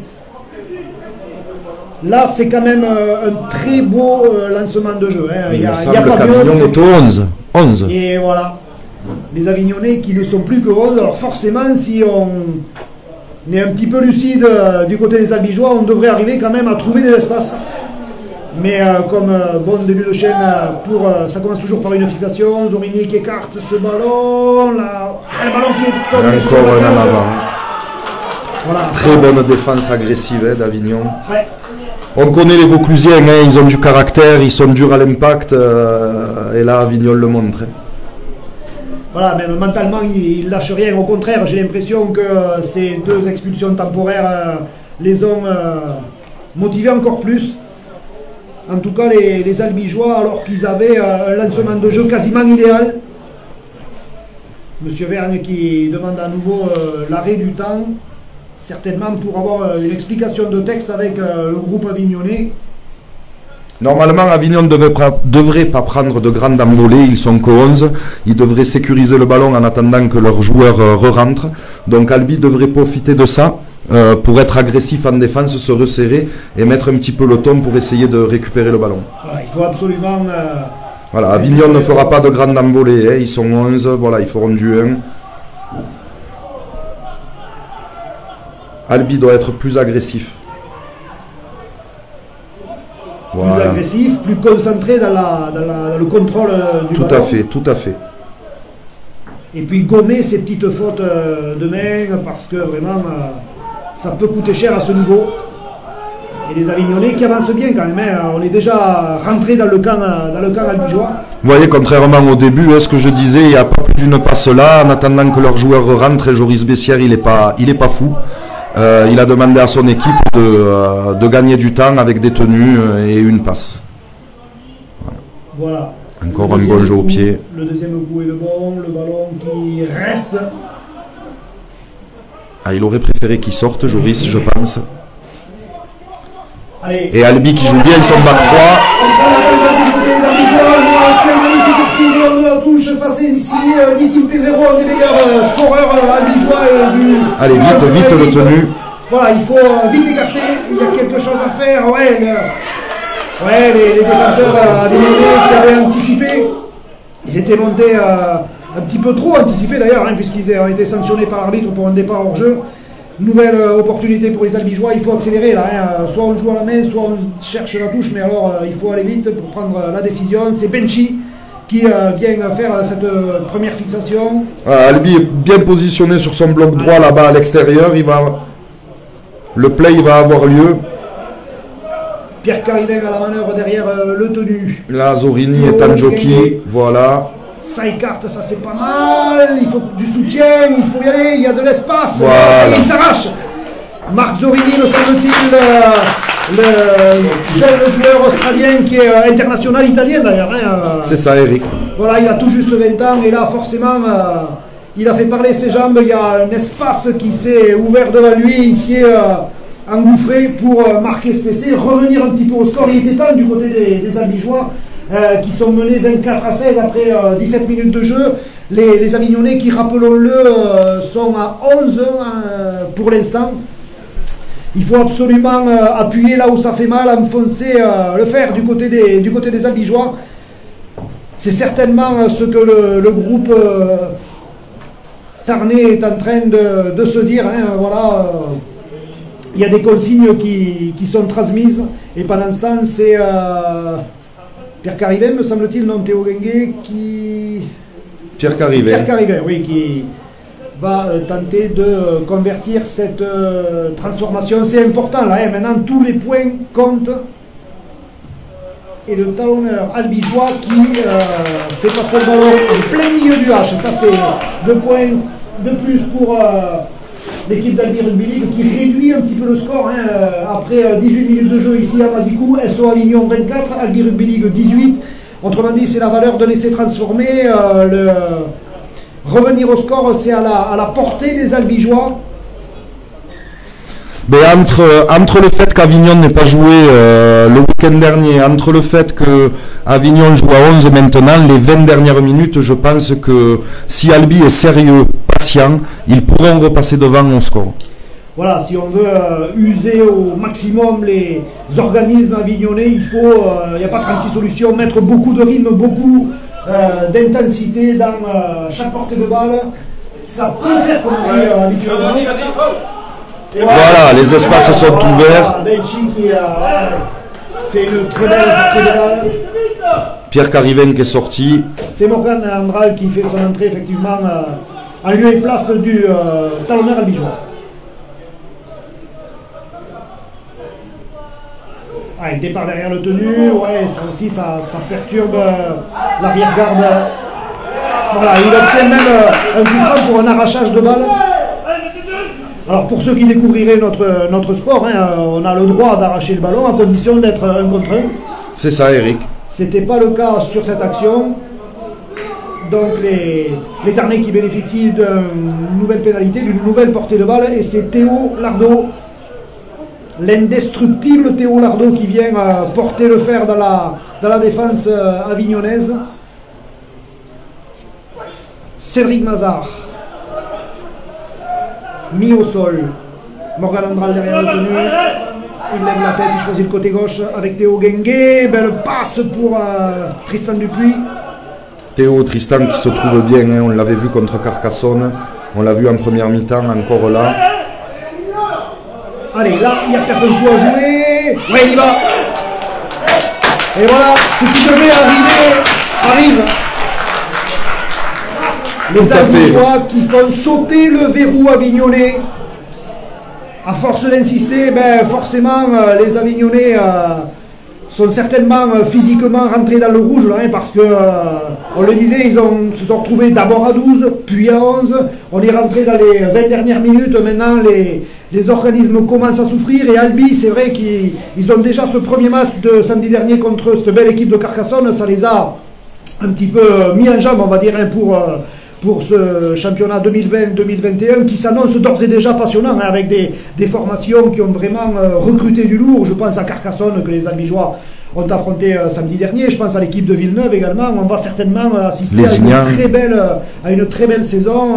Tu parlais de Lézignan, effectivement, tout le monde s'est renforcé. Ça va être très compliqué pour entrer dans les 6 cette année. Tout à fait, Eric. Et puis les équipes proposent du jeu, on a pu le voir, même ça fait 8 mois hein, qu'elles n'ont pas joué quand même. C'est des matchs assez agréables. Allez, les deux équipes sont à présent à égalité, 24 partout. Le suspense est à son comble. On est rentré dans les 20 dernières minutes, 19 minutes à jouer exactement. Là, ça se joue un petit peu au physique, ça se joue aussi au mental. La moindre erreur va se payer cash.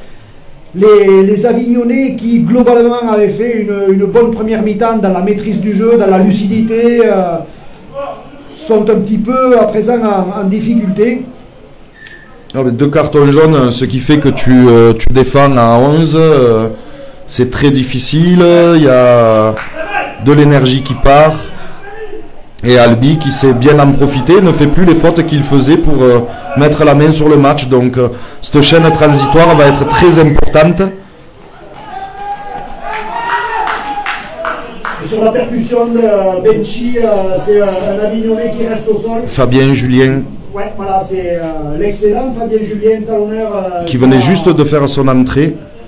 Ouais, il faut dire qu'il a pris le robuste Benchi plein fer. C'est certainement un coup dur. D'ailleurs, le staff médical avignonnais fait de suite signe un changement parce qu'il souffre visiblement de genoux ou de gros hématomes sur la cuisse. Bref, il ne va pas pouvoir continuer longtemps, rester longtemps sur le terrain, notre ami Fabien Julien. Ce qui est très bien pour Albi parce que le talonneur qui vient de faire 40 minutes vient de sortir.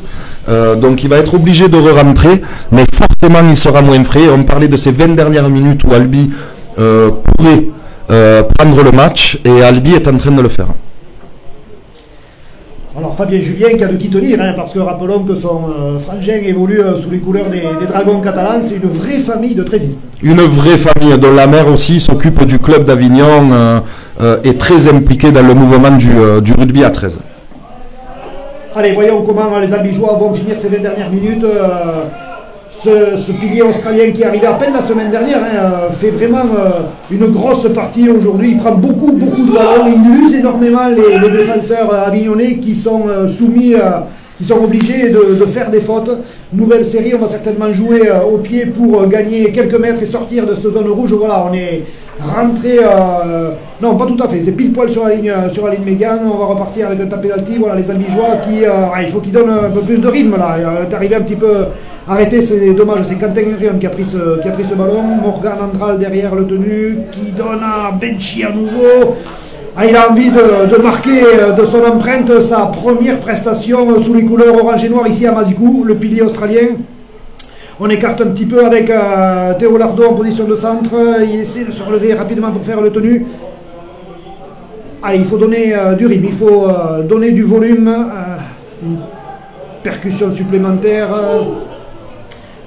Voilà, on choisit le côté droit. Ouais, c'est pas mal ce relais-là entre Lardo et son coéquipier. On part encore au ras du tenu, toujours petit côté. C'est le sixième tenue, très bon choix du jeune talonneur Andral qui râle le ballon aux Avignonnais sur leur ligne. On voit Avignon, entre le manque de rythme, pas de match et les 10 minutes à 11, on voit Avignon qui fait beaucoup de fautes, donne des pénalités aux Albigeois. Le match s'est inversé, me semble-t-il. Les mouches ont changé d'âne, effectivement. Alors, en plein mois de novembre, des mouches, il n'y en a pas beaucoup. Mais effectivement, la pression a changé de camp, me semble-t-il. Les tigres sont en train de secouer les bisons. Alors, en principe, des tigres et des bisons, ça ne se rencontre pas souvent. Mais ici, à Mazicou, il y en a 13 tigres contre 13 bisons. Et en tout cas, on se régale parce que vraiment, pour un des tout premiers matchs de la saison, les deux formations se rendent coup pour coup. Avignon doit bien sortir de son camp. Ça fait un moment qu'ils sont là à cause de leur faute et leur indiscipline. Et déjà, voilà. 5e et dernier. Payne devrait envoyer le ballon dans l'embut là-bas. Voilà. Voilà, une récupération de balle classique de la part de Julien Cancé, qui n'a pas trop de solutions. Ah, il a failli passer. Avec ses petits crochets. Tu disais Yannick que c'est un joueur qui est imprévisible et capable de surprendre n'importe quelle défense. Ah, tout à fait. Il y a beaucoup de défenseurs qui se sont fait enrhumer par Julien et il y en aura encore. Allez, les Albigeois. Très bien Hugo, une tenue rapide qu'il faut exploiter. Très bien exploité.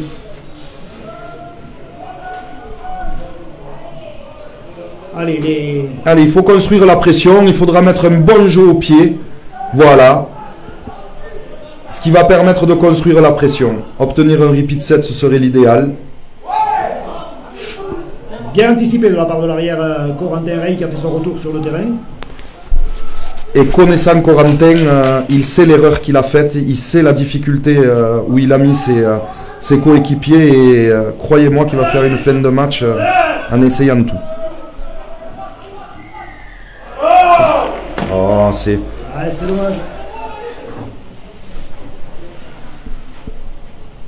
dommage. C'est dommage parce qu'Albi avait construit sa pression par un bon jeu au pied. Depuis quelque temps, les Qatars étaient partis en croisade, mais sur des petites erreurs comme ça, forcément, ça soulage grandement les joueurs d'Avignon. Qui récupèrent petit à petit leurs joueurs aussi. Voilà, donc on va se retrouver très rapidement à 13 contre 13. Allez, un œil sur le chrono, bientôt 26 minutes de jeu, je vous rappelle le score, SO Avignon 24, Albi Rugby League 24, le suspense est à son comble ici à Mazicou. Très bien joué. Ça c'est pas mal joué, une succession de passes là, ils sont... Avignon est complet.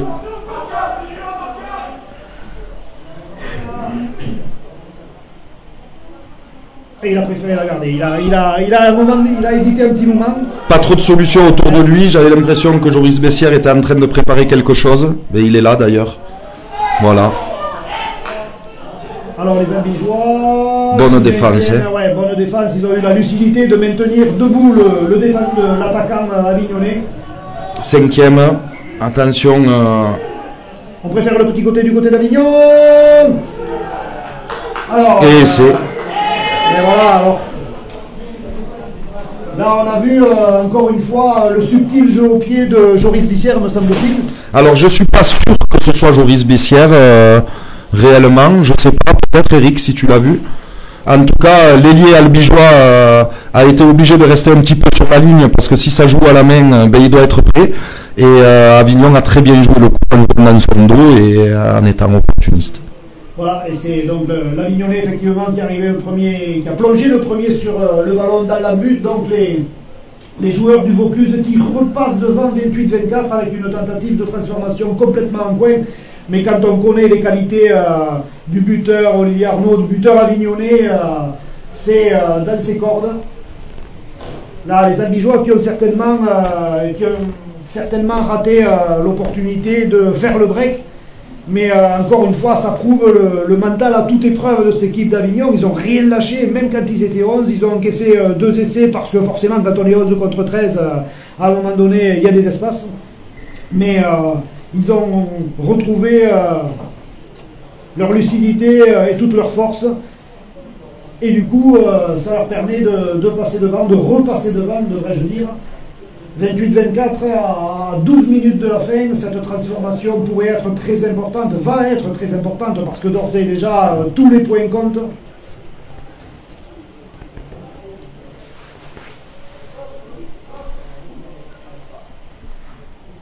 Allez, Olivier Arnaud qui se concentre.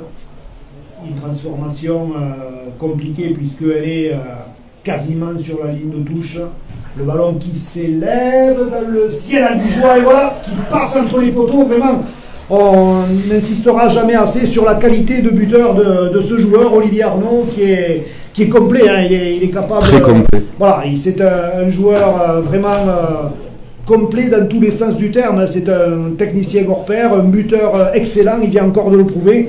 Et c'est devenu au fil des années une des pièces maîtresses de l'effectif de Renaud Guy.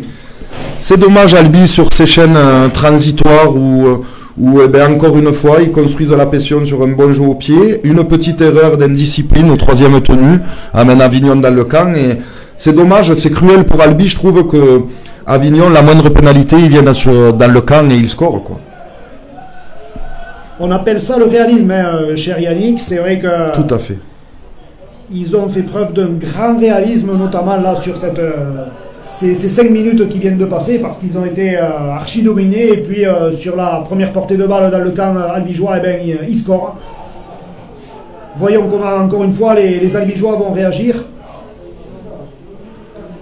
Et voilà, on Joris Bessières, encore une fois, il se balade. Oh, Joris, tu nous as habitués à mieux. La fatigue, certainement. Manque de lucidité. Ah, il a voulu nous faire une feinte de passe alors qu'il y avait un 2 contre 1 d'école à faire. 2 voire 3 avec l'ailier et le centre qui était prêt là-bas. Du soutien à gauche qui attendait que ça. Attention les amis voilà, là. Qui écartent le côté droit. Les défenseurs albigeois qui sont parfaits prendre. Voilà, c'est 6e tenue. On a tenté le tout pour le tout du côté d'Avignon. C'est bien joué. Hein, ça prouve qu'ils sont en confiance. Ils ont retrouvé cette confiance qui leur faisait défaut il y a encore quelques minutes. Et ce sont maintenant les albigeois qui sont acculés dans leurs 20 mètres. Il va falloir être très fort pour sortir de là parce que l'organisation défensive des Avignonnais est efficace. Voilà, on revient dans un petit périmètre, on revient de là où on était parti. C'est pas forcément la meilleure solution pour les albigeois. Heureusement qu'il a fait ce petit crochet intérieur, Nutim, parce que Salouti est arrivé vraiment pour faire mal. Allez, là, il y a peut-être quelque chose à jouer. Non, il a préféré garder le ballon qui est au sol, ça part de partout. Et intervention de monsieur Cyril Vergne pour signaler. Alors, est-ce que c'est un en avant de l'albigeois ou est-ce que c'est un arrachage? Oui. Oui, bien sûr, c'est un en avant de l'albigeois qui a peut-être là sur le coup trop voulu jouer.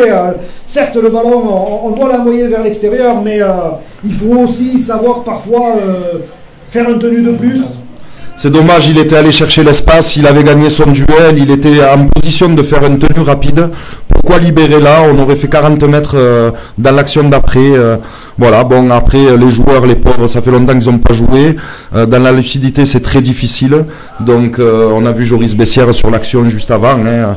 Donc, Benchid, c'est pas parce que c'est un Australien qu'il n'a pas le droit de faire des erreurs. Il a le droit d'être fatigué lui aussi, effectivement. Il a fait moins que les autres, mais quand même, il peut faire des erreurs. Tu es dur. Allez, en tout cas, c'est les Avignonnais qui envahissent le camp albigeois.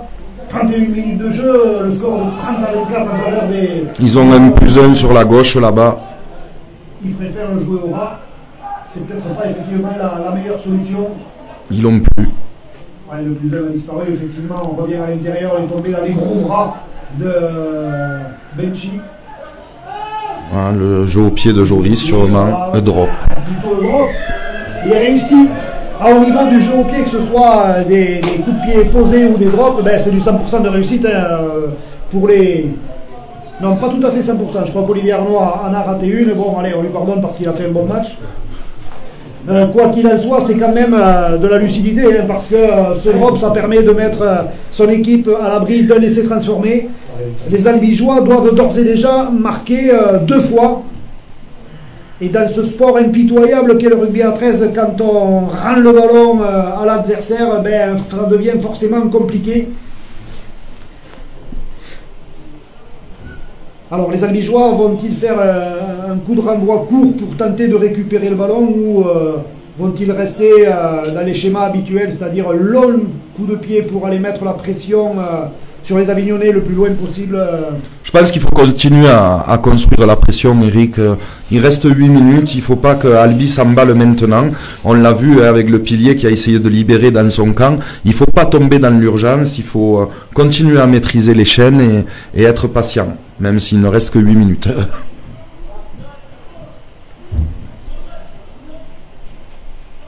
Allez, on attend le signal de monsieur l'arbitre. Théo Guinguet qui s'apprête à donner le coup de pied. Il essaie de perturber, pourquoi pas, mais l'ailier avignonnais, Sofiane Ganem, me semble-t-il, a récupéré ce ballon.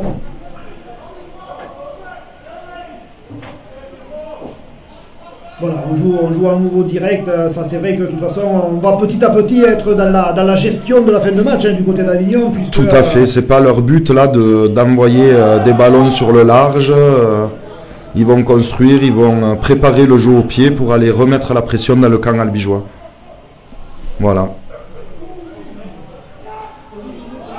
Voilà, c'est un nouveau Saouti Mendy, me semble-t-il, qui a une bonne tenue rapide, qui exploite bien le talonneur. Voilà, que ce soit Payne ou Bessières sont prêts pour le jeu au pied. Corentin a les 2 choix, il choisit Bessières. Dans l'espace mort, ça c'est pas mal. C'est très bien tapé encore une fois. Voilà, et là ils vont construire leur pression.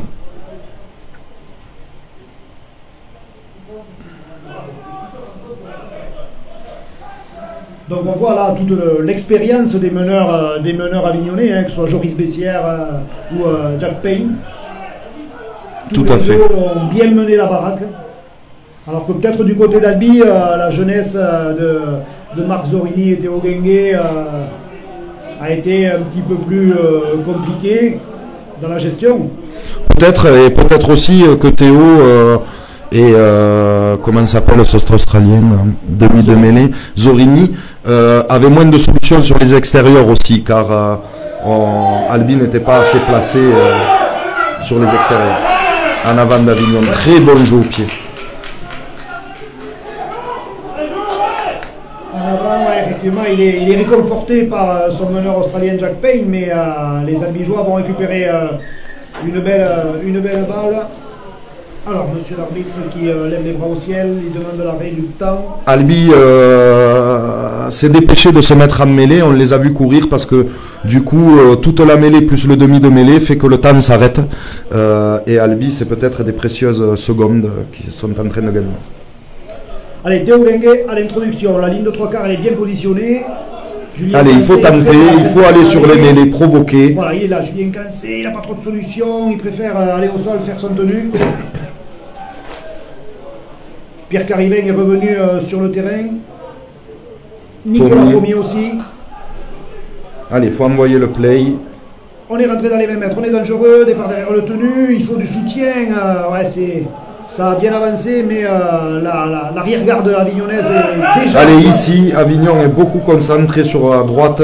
Voilà, ici, il y aura peut-être des espaces. Voilà. Mal. Tristan Dupuis. Il faut revenir au milieu. Voilà. Dommage. 5e et dernier. Allez, un peu de lucidité des Albigeois. Allez, il faut mettre la pression à l'ailier. Oh non. Bon. Mauvais choix. Joris. Ouais, ce jeu au pied, il était moitié court, moitié mal dosé. Bon, c'est pas forcément le jeu au pied idéal pour ni même mettre la pression sur les défenseurs avignonnais. Oui, après il a pris ce choix-là. Nous, on n'est pas fatigué, on a la lucidité, on voit le match de haut. Mais c'est vrai que peut-être une bonne quille, comme on dit, sur l'ailier, un coup de loterie, aurait pu être plus prolifique. Voilà, une succession de jeux à une passe au ras du tenu, des percussions qui sont efficaces. On est maintenant rentré dans les 40 mètres albigeois et à nouveau le jeu au pied pour trouver une... Qui va obtenir une mêlée, qui fait gagner quelques secondes à Avignon. Donc Albi va se dépêcher de se mettre en mêlée pour arrêter le chrono. Mais très bon choix tactique de Joris Bessière. Voilà, chrono à nouveau arrêté. On en est à 36 minutes exactement. Voilà, tout le monde retient son souffle ici à Mazicou parce que vraiment, il y a 7 points d'écart. Ça fait plus qu'un essai transformé. Là maintenant, il va falloir lâcher les chevaux, prendre tous les risques du côté des Albigeois. On ne peut pas se contenter du point de bonus. Voilà, au moins ça tente. Voilà, sur mêlée, il y a des espaces. Il faut savoir être audacieux, les prendre, provoquer. C'est ce que fait Albi.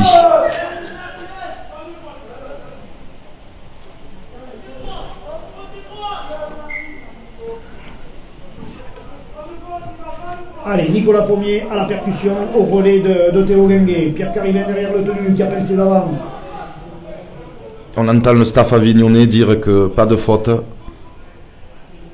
Benchi qui prend le ballon un petit peu plus écarté du bloc défensif avignonnais. 3 contre 3 sur le fermé. Ouais, avec l'apport de l'arrière. Ça c'est pas mal, il faut du soutien. 4e tenue. Allez, il faut écarter, ouais, la montée en pointe, ça va obliger Théo Lardo à garder le ballon et du coup, il a perdu. C'est subtiliser le cuir à un moment crucial dans le match puisqu'on joue depuis un petit peu plus de 37 minutes.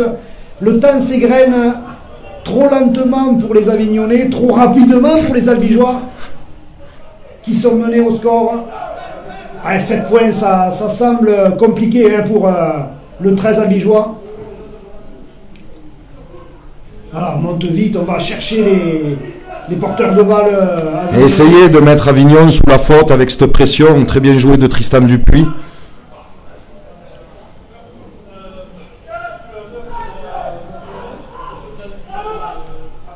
Allez, encore un coup, ah, ouais. Et encore Avignon qui arrive à 2-3 avant aussi. Ça, tout le match, ça a fait beaucoup de mal aux Albigeois. Cette incertitude que les piliers se donnent en amenant quelqu'un et Joris Bessière qui veut une mêlée. Et qui va l'obtenir. Et qui va l'obtenir. Ah, quand on repart sur une mêlée à 90 mètres ou presque de l'embut de l'adversaire, forcément c'est un petit peu compliqué. 38 minutes de jeu.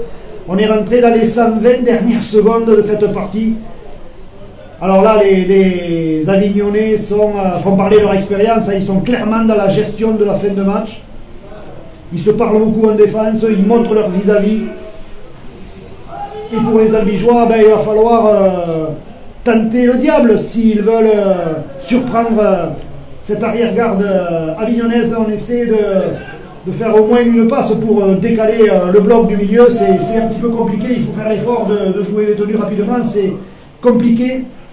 Parce que tout le monde est fatigué. Voilà, une belle voilà. Il faut peut-être et il faut envoyer. Voilà, le ballon qui est tombé. Ouais, mais de toute façon, il fallait tenter quelque chose. Hein. Tout à fait, Eric. La sautée de Théo Guinguet, on ne peut pas lui reprocher d'avoir tenté le tout pour le tout, parce qu'à un moment donné, quand on est mené de 7 points à 1 minute 30 de la fin, c'est pas en jouant aura une passe qu'on va faire sauter le verrou. Le jeu demande de faute et là Théo a pris ses responsabilités. Malheureusement je crois que c'est Théo Lardo qui a tombé le ballon, mais encore une